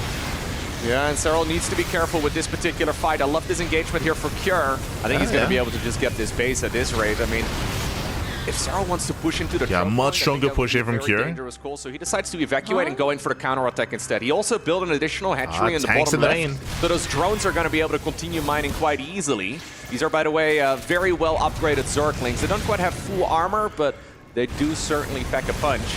I like that Serral decides to give up on the base, but that's a good win, of course, for Kjær, who does clump a few of those flying units together. And that means that Vipers with Blinding Clouds are once more of... And you can see once again, Serral, he finds 3 tanks. Only 1 Viper at this point. You know, Serral, he's been on a knife's edge for a very long time, has barely been scraping by. Starting to accumulate a little bit of a bank, and here's what's important. I think here's what you really wanted to get to in the first place, but now you really want to get to be that safety unit. The Broodlord, there are no Thors. There's very little anti-air, especially now that the 6th or whatever Vikings it was have been mostly destroyed. This is the time where Broodlords can save you long enough to hopefully, again, reestablish some of those bases. Kjær, he's not going to get a hint of this because there's only 1 Broodlord so far as he continues dealing with run-bys and main base attacks. Once again, some nice snipes. Opposition, they're going to go Gets 2 more tanks across the map. Ling run by in the main base gets even more tanks as well. That's another 2 tanks in the main. The run-by is important, dealing drone damage as well, so he's taking down Serral's limited economy. 14 drone kills. Serral is slowly building up the Broodlords. He sees this as his chance to shock and awe Kjær and give him, again, breathing room he desperately needs. I do feel that over the last few minutes, we've seen about a dozen siege tanks going down to just pure Zerglings. Classic run by the There's right a lot side. of Zerglings all over the map, once again, they stack. shutting down those random tanks, and Kjær having a hard time managing all of the action that Serral's throwing out there. Serral kills the mineral line, and more tanks should be piled down. Cannot counter Broodlords, right? Neither can, well, the Hellions. I mean, there's a few Vikings up in the air, but they would take forever. I think as soon as the Broodlords are revealed, we need to see Thor production. Well, there we go. He does show them right now to Kjær, and immediately, indeed, Thors begin. Problem is, as a Terran here, how do you know how many Thors to make? You've only seen about like 4 or 5 Broodlords. You can't really justify building 12 Thors against that, right? If you make 12 Thors, you're going to get overwhelmed by Roach Zergling. So it's a balancing act, and it's a difficult call to make right now for Kjær. Do you expect Serral to double down on the Broodlord production, or do you think it's just going to be a few? I think he is. I mean, cheating a little bit. 4 more Corruptors are on the way. Unless he's really scared of the Viking response, which is old-fashioned. I do think Thors are going to be continually pumped out as much as the big thing that Serral's missing here, unless I miss it, is Infestors. They spoke about this previously. How do you counter Broodlords? A lot of Thors. How do you counter Thors? Infestors with Neuroparasite, which I believe, as we can see here, no Infestors. Plenty of tanks. If you're maxed out, like 8 tanks and however many Thors that would be as well, is still a pretty damn good army, even against Roach Ravager. But yeah, it is a tech swap opportunity usually for Zerg players to trick Terran like that, but only if they have this humongous bank, which Serral has never had. Big army once more moving across the map here for Kjær. This choke point has been an absolute disaster. It is also important that they bring up the fact that Serral, his economy is very lackluster. He's only on 67 workers. He has been losing drones and bases. Like, Serral, it's not like he's been going through this unscathed. Like, no, he's been taking losses. The army is once more growing, and Serral indeed does not have the bank to really quickly reinforce this. I like the idea of going Broodlords here, but usually you need to go Broodlords and then very quickly switch into another army again. Broodlords alone are going to make it quite difficult for him if the Thor numbers are big enough, and I really like this position here for Kjær across the board. Oh, God, he gets in! He's losing a lot of siege tanks randomly, and a lot of SCVs here going down too. The Broodlords are now into that choke point. I mean, Thors are usually good in an open terrain, but in a choke, obviously, that's not where they shine. Yeah, exactly. So kind of turning that around as far as the map here, but only to an extent. There is also the awkwardness. The Hellbats are on the backside instead of the front side as they were. That is fixed. All the Thors get into their single target mode as well, and that's when Broodlords really have to fear even like a minor number. This is only only 2. More are sure to come, though. At this point, Cure is all in. At this point, Cure, he's all in. He has to give up on that right side of the map, and hopefully he's down to 38 SCVs. Still has fresh mining. He has no economy. Enough, but he's running out of minerals on his original 3 bases. Of course, they both are, but Cure with mules lifting off his command centers has a little bit more of that survivability in a very, very clutch game. So he already did lift the main. And this is a clutch game. I mean, no point were they even really over like 1,000 minerals. It was very temporary, as it has just been Cure constantly moving in, knowing that he's got to keep this action up, or Serral's gonna, do his macro thing, and Serral just really hanging on desperately, trying to make all the right moves. He is at 12 Brood Lords now with 8 Corruptors in the sky too, and he does have Neural Parasite, but he hasn't had the opportunity to make those Infestors. I'm very curious to see if Cure here decides to add on some additional SCVs, because he is... Say in the chat, do we think we're going to see BCs? Will that improve the composition? I would say no. So when it comes to the progression of this army, as we get more Infestors, the answer to that is Ghost. The ideal late game composition is Mech Ghost, to go into Tank, Thor, Liberator with Ghost, Ghost for EMPs and Snipes to support the army. A few scans available. And Pylon, I mean, the map, well, we didn't see Ghost last game. Choky, right? Like, there's a lot of these choke points, and Hellbats and Thors don't really have an easy way to engage. That switch either. He can't really afford that tech. Might not be a terrible idea, but again, yeah, it does feel very old school. Because again, Cure is still in 38 SCVs, like he's broke. Easy to close out here for Cure. He's struggling right now to try and find his base. Blinding Clouds as well as Fungal Growths go down, and suddenly that means that those Broods can start raining the Broodlings from the skies. Needs to be careful. Neural Parasite is available, like you already pointed out, and that will always be a clutch as well for Serral. Brood Lords reign supreme. This here is really, really nice. And Serral's done it. That's the army. That was actually really, I want to say, odd from Cure, to be honest. I mean, it was a choke. The Hellbats were on the Thor side. They weren't protecting against the Broodlings. The Vipers were going to get beautiful Blinding Clouds because of how choky that was. And he kind of just let it stay there. I mean, I don't know how easy this game is if he didn't right there lose so much of his supply, but that was the game decider, guys. Now Serral's maxed out and Cure's not able to, only 100 supply. It's not scrappy anymore, it's just Serral's game. Absolutely. They say that was the game decider. I mean, Cure was already dying. Like, he is starting. Cure is still on 26 straight. Like, he doesn't have an economy. He hasn't had one for quite some time. I think he needs it, but Zorklings, Roaches, Ravagers run in, and it means that in a sense, that was like the last chance that Cure had. Like his last big army. That I would say, yeah, Serral true. is more than doubling the supply, and that is never a situation you're happy about. All right, well, this siege tank is very useful.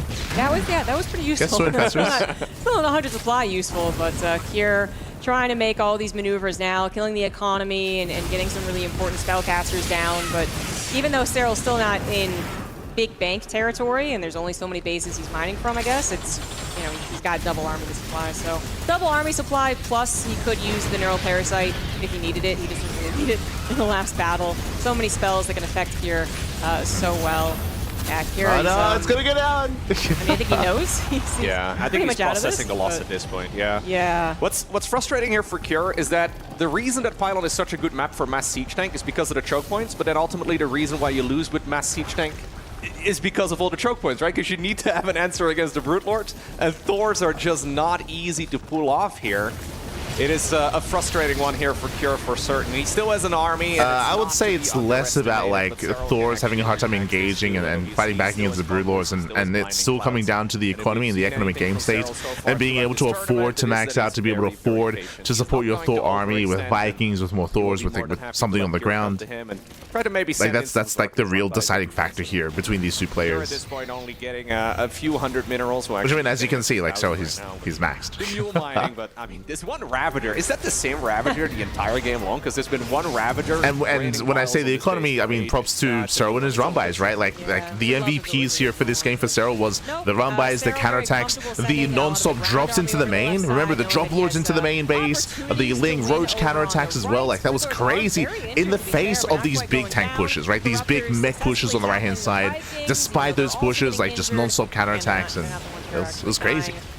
And Serral has so much supply, he can take a few lumps himself. Here, as I said, you said, is just processing the loss. I mean, the game was very scrappy. Even the Ravager harass on the right. This was clearly a game where for 20 minutes there was not going to be that big Zerg rematch. You think you won, but then this big rematch, it has been scrappy. Cure recognized that. It's with the overwhelming supply lead that ended up happening towards the last couple of minutes. It's not the same game. Cure might think there's some hope into this main attack, and you can see that Serral is respecting him. But again, I think Serral is just really big on crossing the dot eyes, not letting this one go. Even here in this kind of game state, Serral is still going for lane round buys, still going for counterattack, still has a Ravager behind that mineral line as well, just to make sure there is no mining. Can he just take the entirety of Cure's army with no pierce? Yeah, it's like Serral, he's so again counterattack brained here against mech.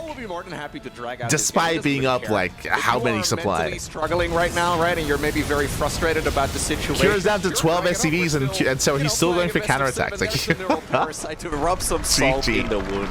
You had that upgrade for a long time already. Didn't really use it until just now. But yeah, Serral looking very scary. But again, not an easy win for him at all. This is, I mean, if you look at the scoreboard alone, it looks like it's been... Yeah, winding it back before the run buys, before the counterattacks. Remember, Cure, he got away with his hidden build. Remember, Serral, it was a late scout, a late realization, a late tech choice, late transition. Everything was late for Serral in the face of the massive mech army. And Cure successfully maxed out. Remember, he got up to 200 supply, he pushed across the map, he shut down the first couple of run buys, he was able to force his way across in towards the third base. We were exclaiming, look at him go, he's already across the map, he's already pushing in. But something that we tried to emphasize is it took him a long time to actually break the expansion. It took him a long time to actually push in, to close that distance, and to do any meaningful damage. He was posturing outside of that third for, I want to say, 4 minutes. I was 4 minutes there. He was just stuck outside the bases. He just could not actually go for the kill, could not push in. And in that time, that's when Serral was able to go for the run buys, the counterattacks. That's when Serral was able to build up his Vipers, of course. That's when he had his big... Oh, they're going for a break. But that's when we had the big surround, or I say surround, the flanking Vipers when they came in from behind. And we spoke about it, right? It wasn't just the flanking Vipers. The Vikings, they missed the Vipers, so the Vikings didn't send them away. And the tanks were all clumped. Remember, the tanks that were all clumped in that final fight, in the deciding fight when Serral kind of broke the main army for the first time. When they were all clumped up, they all got blinding clouded. Impressive setup, impressive play, Pappy, impressive. GG all played. With that, we are going to be getting into our next game. We're going to be going on a break, so we'll see you guys soon in 3 minutes time. Take this time to get some snacks, get some food, get some water, drain your disruptors, hydrate all of your hydras, massage your marines, and we'll be back soon with the remainder of our first semifinals match. See you soon, Pappy, see you soon.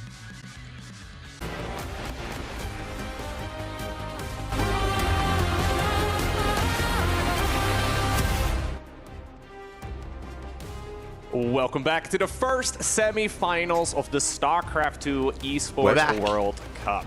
It's a best-of-7 series between Serral and Cure, and even though the scoreboard looks pretty one-sided so far, Cure has had great opportunities in each of the games so far, other than maybe the first game of the series. That one was a little bit of a, well, let's call it a Serral game, right? That was a very clean game for Serral, but across the board, especially in Game 2, especially in Game 3, the one that we just watched, Cure had very real opportunities. Yeah, I would echo what Loco's saying here is Game 1 was the most one-sided game.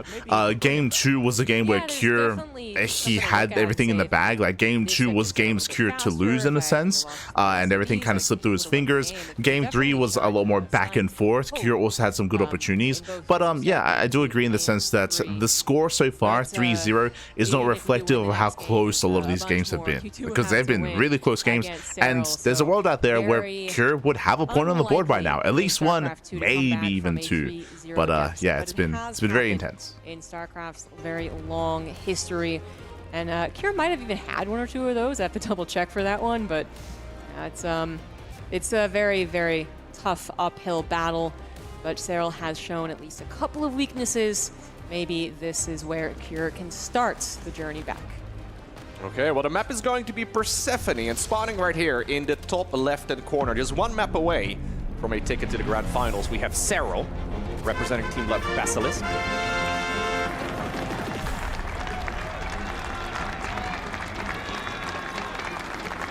You got the Basilisk boys in the crowd. And to the bottom left, as the last hope for Team Liquid, he is Cure.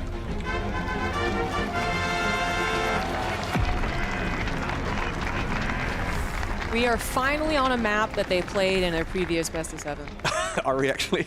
Yes, yeah. Wow. Cure, you know, the way that Hard to judge Persephone, right? This is such a common map. Yeah, the only other option I think for the one they hadn't played was Last Fantasy? Thank you. Yeah.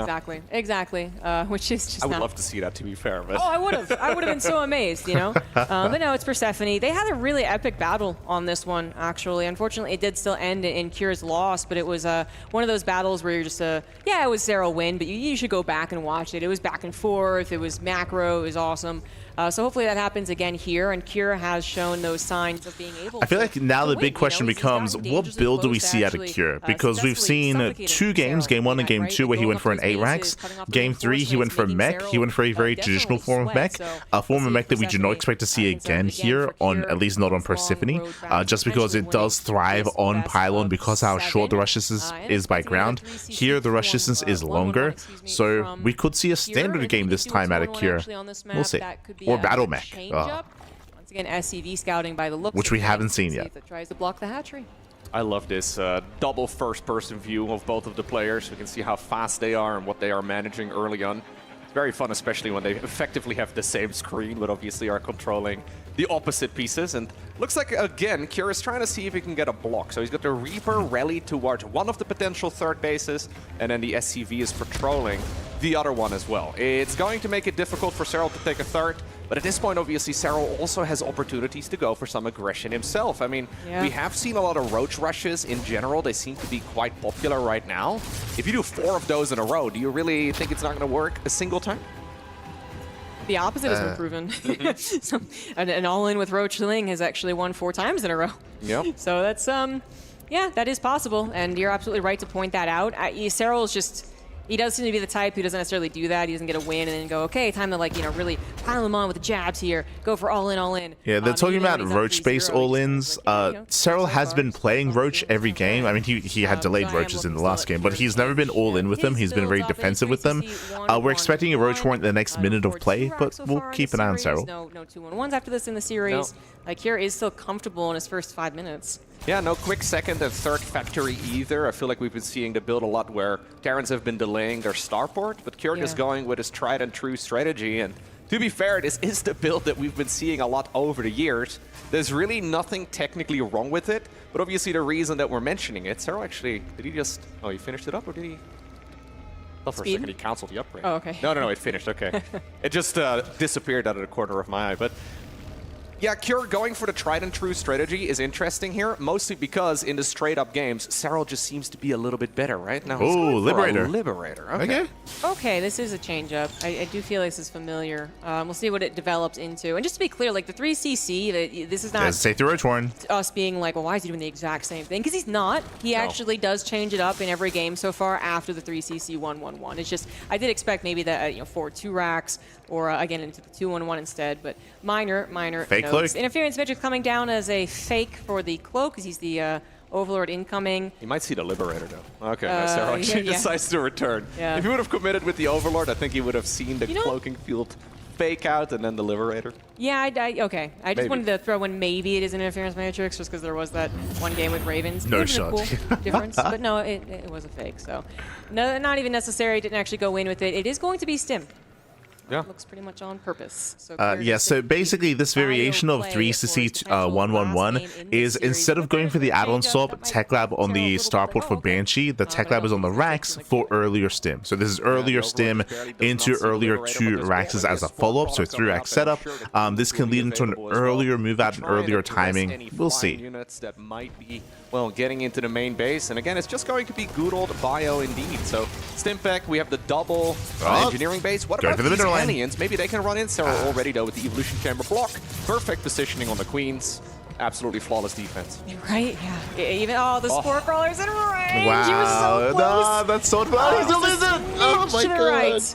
I still wouldn't have gotten that many drones because Serral was reacting, but maybe that Liberator lives and can come back another day. We have a rack explosion, by the way. That's a 5-rack setup. The opening units, we are going into the double engineering bay. The additional barracks are being added on, and then the question is 4th CC or 8 racks. Yeah, that's the question. Which, the 8 racks, it's still so strong, even though we saw a game where it didn't look particularly great. It is so strong. This is a map where he did previously go 4th CC, so that's what I am thinking. Serral wants to get the scout on that primarily. Well, again, defending against these Hellions, but he seems to have that pretty much on lock. These queens are tracking them so well. Maybe an opportunity over here. Yeah, he's going to go for it. He's playing this very He's sharking around looking for an opportunity. I agree with what they're saying. I don't like the idea of an 8-Rex here on Persephone. Right now he's on 5, and we're waiting for gases. We're waiting for a 4th CC from the side of Cure. Waiting for him to get the surrounded, and the queen's blocking off the retreat path. Maybe a little Hive bit on the too way. much 620 Hive timing. Right? We have a super fast Hive on the back of this too. 620. That's yeah. That's something. Most of us wouldn't even be able to afford it at 620. 81 workers, 4 bases done. So this 620 Hive timing is something that we've seen from Shin. Shin and Solar were doing this a lot in their respective matchups as well. This is to rush into Ultras, to rush from Ling, Roach, Ravager into Ultra. There's a safety Baneling Nest here, which is often skipped, but we can see Serral's going for the safety Baneling Nest. Or whatever it was that Tech did. Oh yeah, 2 Zergling. Okay. To be fair, Cure also hasn't lost very much. Yeah, absolutely. But, you know, they're just waiting on the decision of the barracks. Lings once again setting push out up. of Cure. Seems very well practiced here for Serral. There is going to be a move out, you know, long before we have that decision on the 4th command. This is a standard move out timing here out of Cure. He can morph in Hellbats to protect his tanks. Going to go over to a difficult into a 4 area CC. for some Zerg players to tackle. The acceleration zones can help you get us around, but it is such a choky place. And obviously, if you go down your own 4th Serral base, going for the counterattack. So this is a good moment Does for hit Cure the to try natural, and find catching some reinforcements, damage. going to be forced back. Yeah, those speed circles definitely help him out. I do think he needs to go, though. If he waits here, okay, at this point, Serral's going to be well prepared. Apparently, Cure a little indecisive. He believes that Serral already has him countered, and he might very well be right. Vipers, though, are coming right now, and that's going to make any defense here for Serral so much easier. He's going into the Adrenal Glass. Baneling's only just now morphing in. Because there weren't any Banelings ready, I think that was an opportunity for Cure. I think that by the way, have was a an 4th opportunity command for him. center again, so it's not going to be a complete all-in. No. 4th command center came down. Cure is going to be playing into the later stages of the game. I did kind of like the pullback, actually. I think he knew the Lings were going to come in for a surround on him. Unfortunately, you know, sometimes in TVZ we say, well, the Zerg had to stop droning. You know, he had to build army to go deal with that. That's not the case. Serral's already at the drones he wanted to be at, even when Cure was walking across the map. So that's a bit of Phil's bad moment, but it's also very typical for Serral games. Cure now combining all of his forces to attack into Serral's 5th base, clearing up a lot of creep spreads. Serral might not be quite prepared for this. No, there are Vipers out somewhere. Blinding Cloud is a necessity if he wants to defend going this for a counterattack at the 3rd base. One of the Vipers. One Viper goes down. That's a good situation right there for Cure.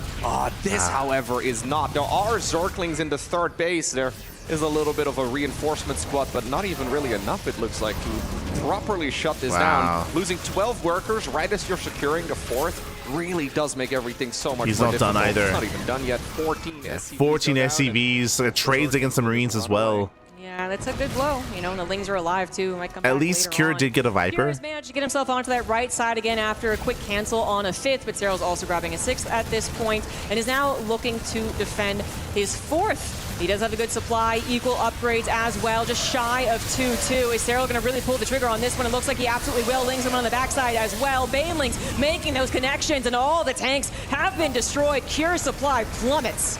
Absolutely. Blinding Clouds are not those speed-up circles for Zerglings. They certainly help out quite a bit.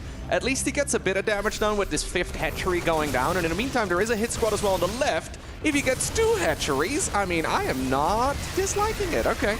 Yeah, this is, you know, kind of reminiscent of game 2, where it seems like Serral was taking the good engagements, then Cure was able to actually kill a lot of the economy, not quite grabbing the 4th base, of course, but keeping Serral suppressed. Into the main base we go with a good portion of the buy with 2-2 done before Serral's 2-2. Parasitic Bomb's going to try and stop this and be able to escape. Looks like 3 Medivacs will be able to continue this pressure, as Cure also still has an army off to the right side. Not quite using it. He wants to get the cancel on this one. He does.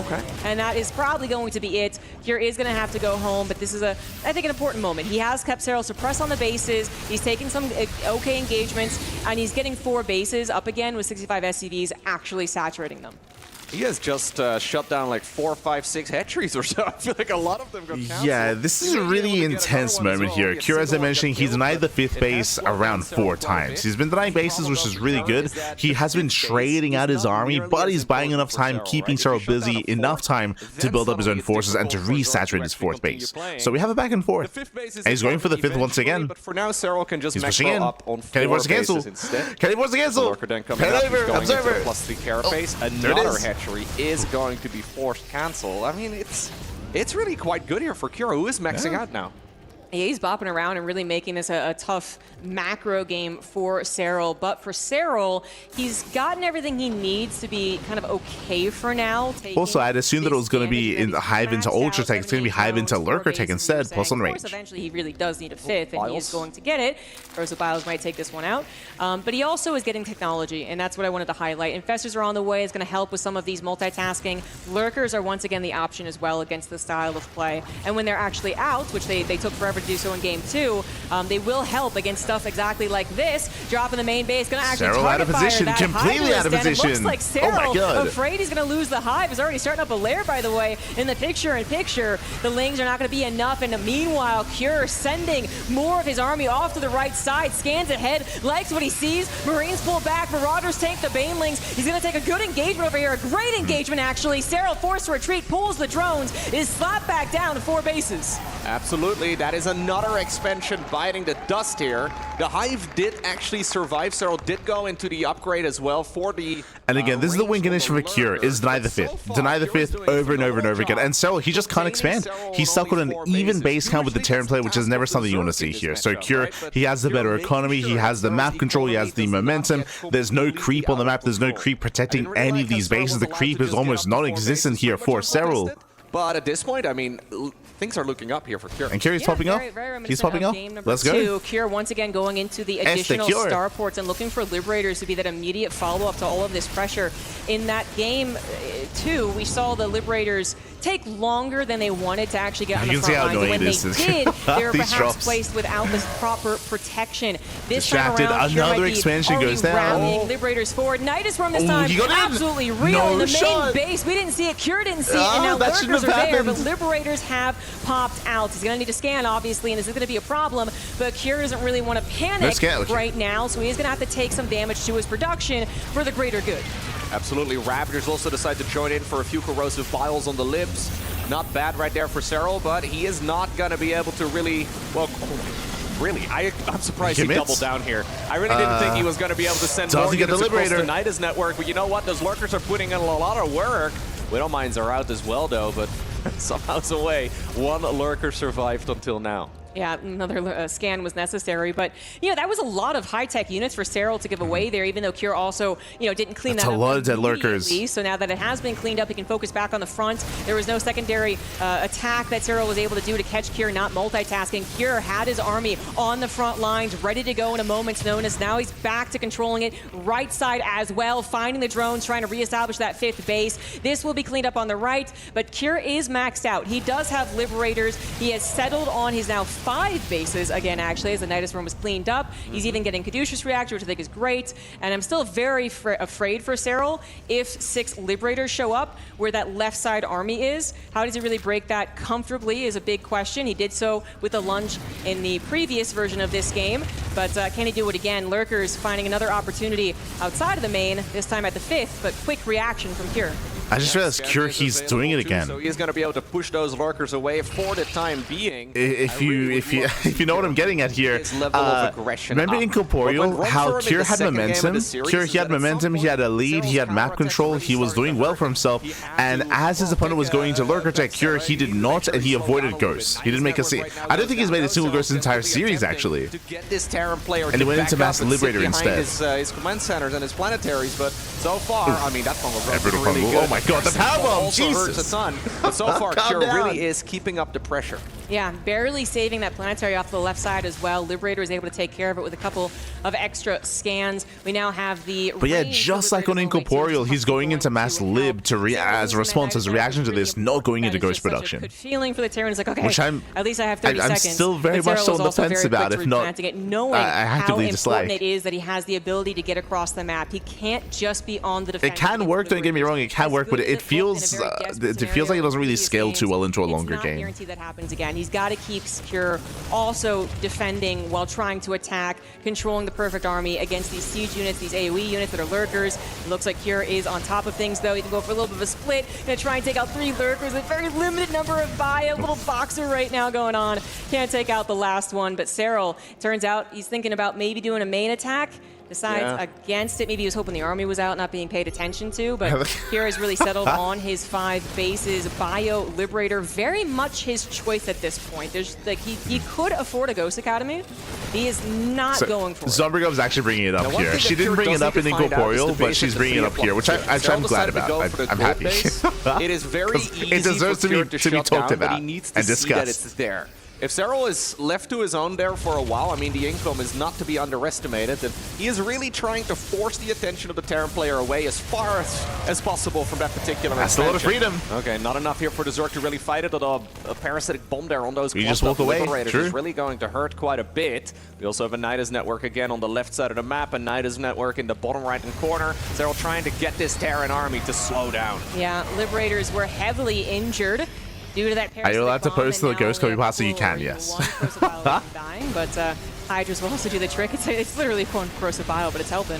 Vipers making sure as you can that see Liberators here, like all the Liberators are dealt with, like that, he resets the really count. Liberator army on the front lines, but still having a very fearsome bio army and being able to remax 6 Liberators at a time, showing how. And again, going Mass Lib, like it just feels a little bit short-sighted. 6-7 SCVs, 5 bases, and he's just committing. He's doubling down, despite Serral's attempts to get the Nidus Worms over there, to get the Lurkers 6 more over there, to get Liberators. the Lings over there.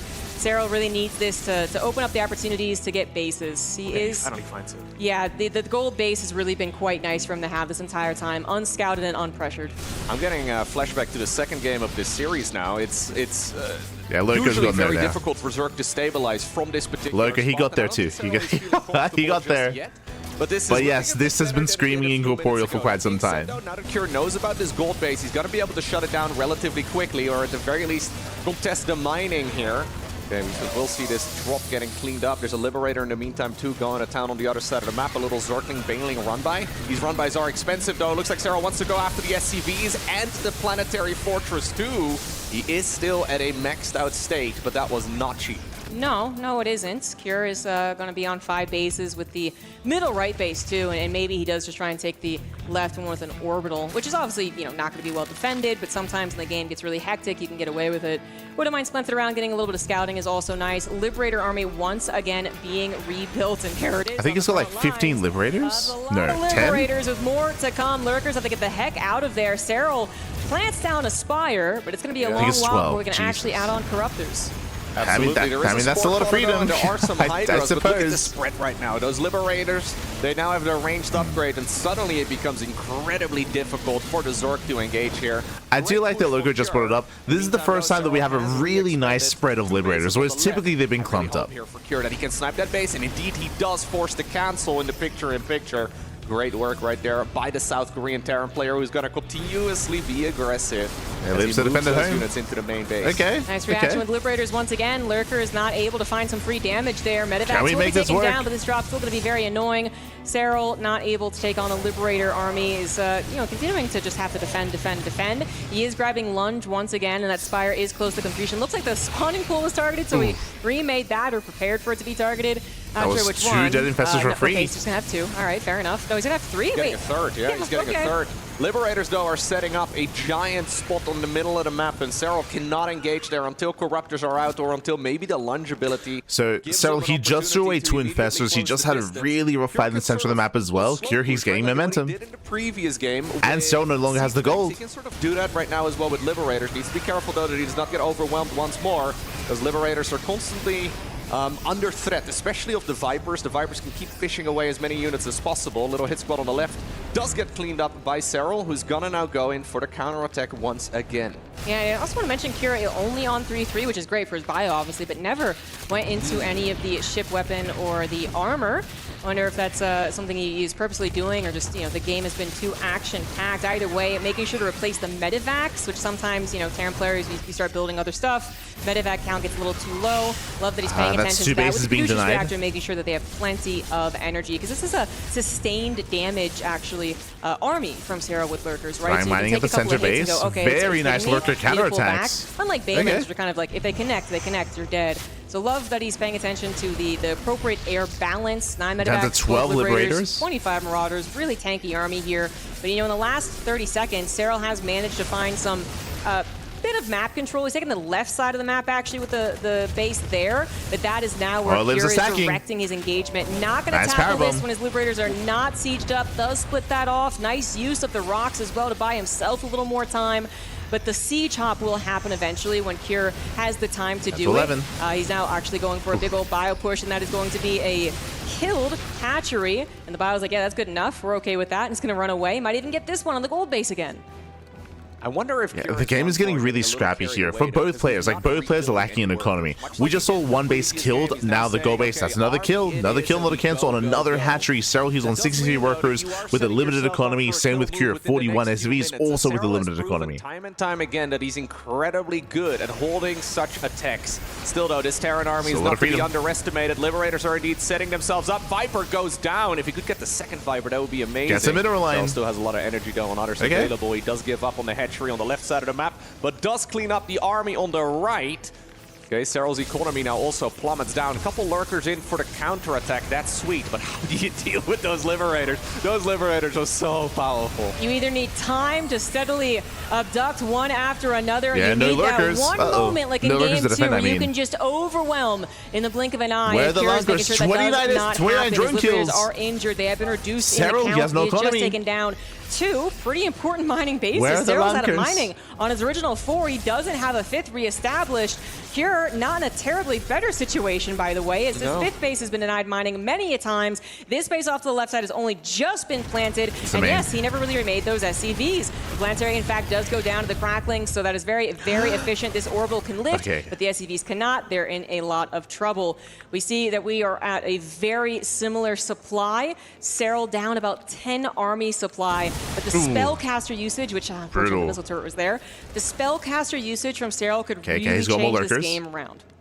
Serral desperately trying to get a new base up and running, where you can see that he is feeling the heat in this game so far. Kira is doing a good job defending most of these outer angles, but still, every time the lurkers find something, right? They just annoy the Terran, and if anything, it's a very no one can mine. Both Serral and Kira, they just want to mine for their bases, Pat. Players now rebuilding though, and neither of them brave enough to really add on. They just want an economy. So we're gonna get into a situation where, even though there are still a lot of minerals available on the map, we're going to see massive armies. Both players aiming for about 160, 170 total army supply. Serral makes 1 drone, but immediately thinks better of it and goes back to Hydras. Yeah, this is obviously much worse for the Zerg. Kira does still have orbital command slapping down mules. Where Serral, I mean, even if he does have bases that can actually saturate, which he only just recently got with the 5th base, that's where the minerals are.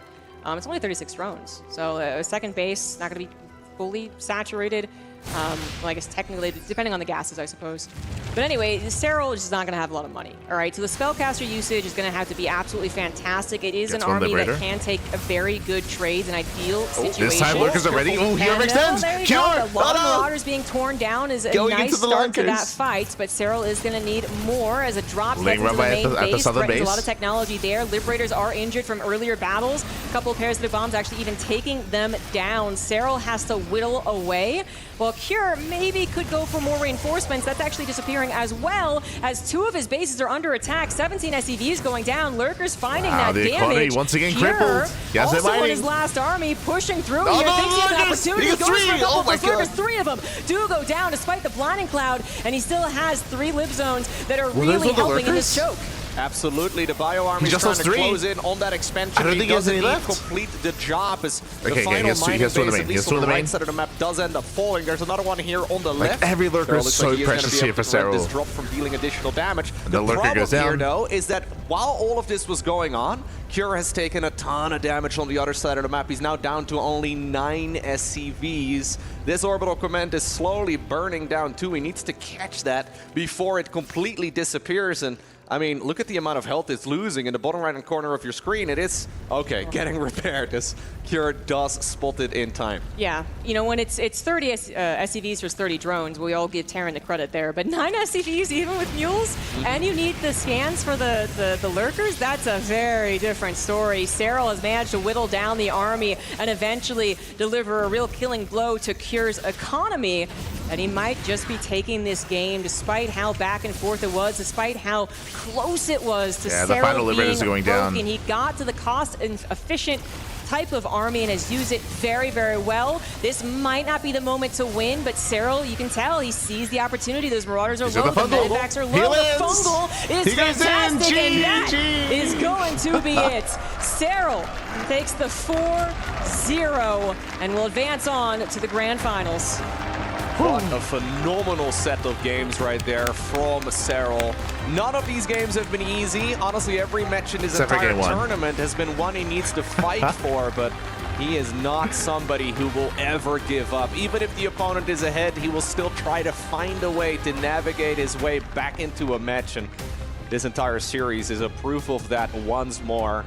You can see that he's not all too happy with the win across the board, right? Probably would have liked to have a more dominant performance than that, but I mean, the ultimate scoreboard is so really shaky series, but congratulations to Serral. He does claim the 4-0. When it came to this final game, once again, where's the ghost copy pasta? Where's the where I would say that this was a better overall showing of the Mass Liberator style than on Incorporeal, where Cure he was able to gain at least some momentum. But when it comes to this Mass Liberator style against Lurker tech, as I was saying at the time, I said it felt like a band-aid solution or like a short-sighted solution. It is not as efficient as Ghost. It has a lot of power behind it, has a lot of strength when it comes to its pushes, but at the same time, as you can see, it can be abused by spellcasters. It can be abused by Vipers, by your abductions, by your parasitic bombs, by lunges from the Hydras as well, especially if you're caught out of position. It doesn't scale anywhere near as well, and Cure, he kept going for it. We saw it in Incorporeal, we saw it here as well, avoiding any kind of Ghost production in any game. Let's hear from Serral. Yeah, I was pretty disappointed because I felt like I'm in a really good spot after I got the fourth CC, and then my macro slipped completely and I was loading like 2k minerals, so I couldn't actually defend the counter pressure on 3 bases. And turns out I was on 2 bases after all of that, so it was pretty bad spot for sure. But I just figured out if I keep making Hydras, something that actually trades pretty well, and a couple infestors there, maybe I can trade well enough. He's talking about Incorporeal for those who are curious. Into the game and get back into lurkers, and that was kind of my plan there. Yeah, I mean, you traded extremely well and you managed to get yourself back into that second game. Now, after the first and second games finished, going into that third one, Cure kind of switched it up and focused on mech a lot more. Were you surprised by that choice? Yeah, I was expecting him to play some mech for sure going to the match, but I wasn't really expecting that at all on that map. And I didn't really get any intel that it was that before it was. Yeah, if you remember, we pointed out that his scout was late on Pylon. So I think if we play like aggressive Cyclone mech, I probably would have been dead there. But yeah, even now it's pretty hard. I think his upgrades were so good that the tanks just traded so extremely well. But he surprised me a little bit on that map for sure. We're still seeing you get surprised, but again, I want to say your adaptability is insane so far here at the EWC. One final question for you. Were you surprised by the lack of ghosts and the Mass Liberators going into that fourth game?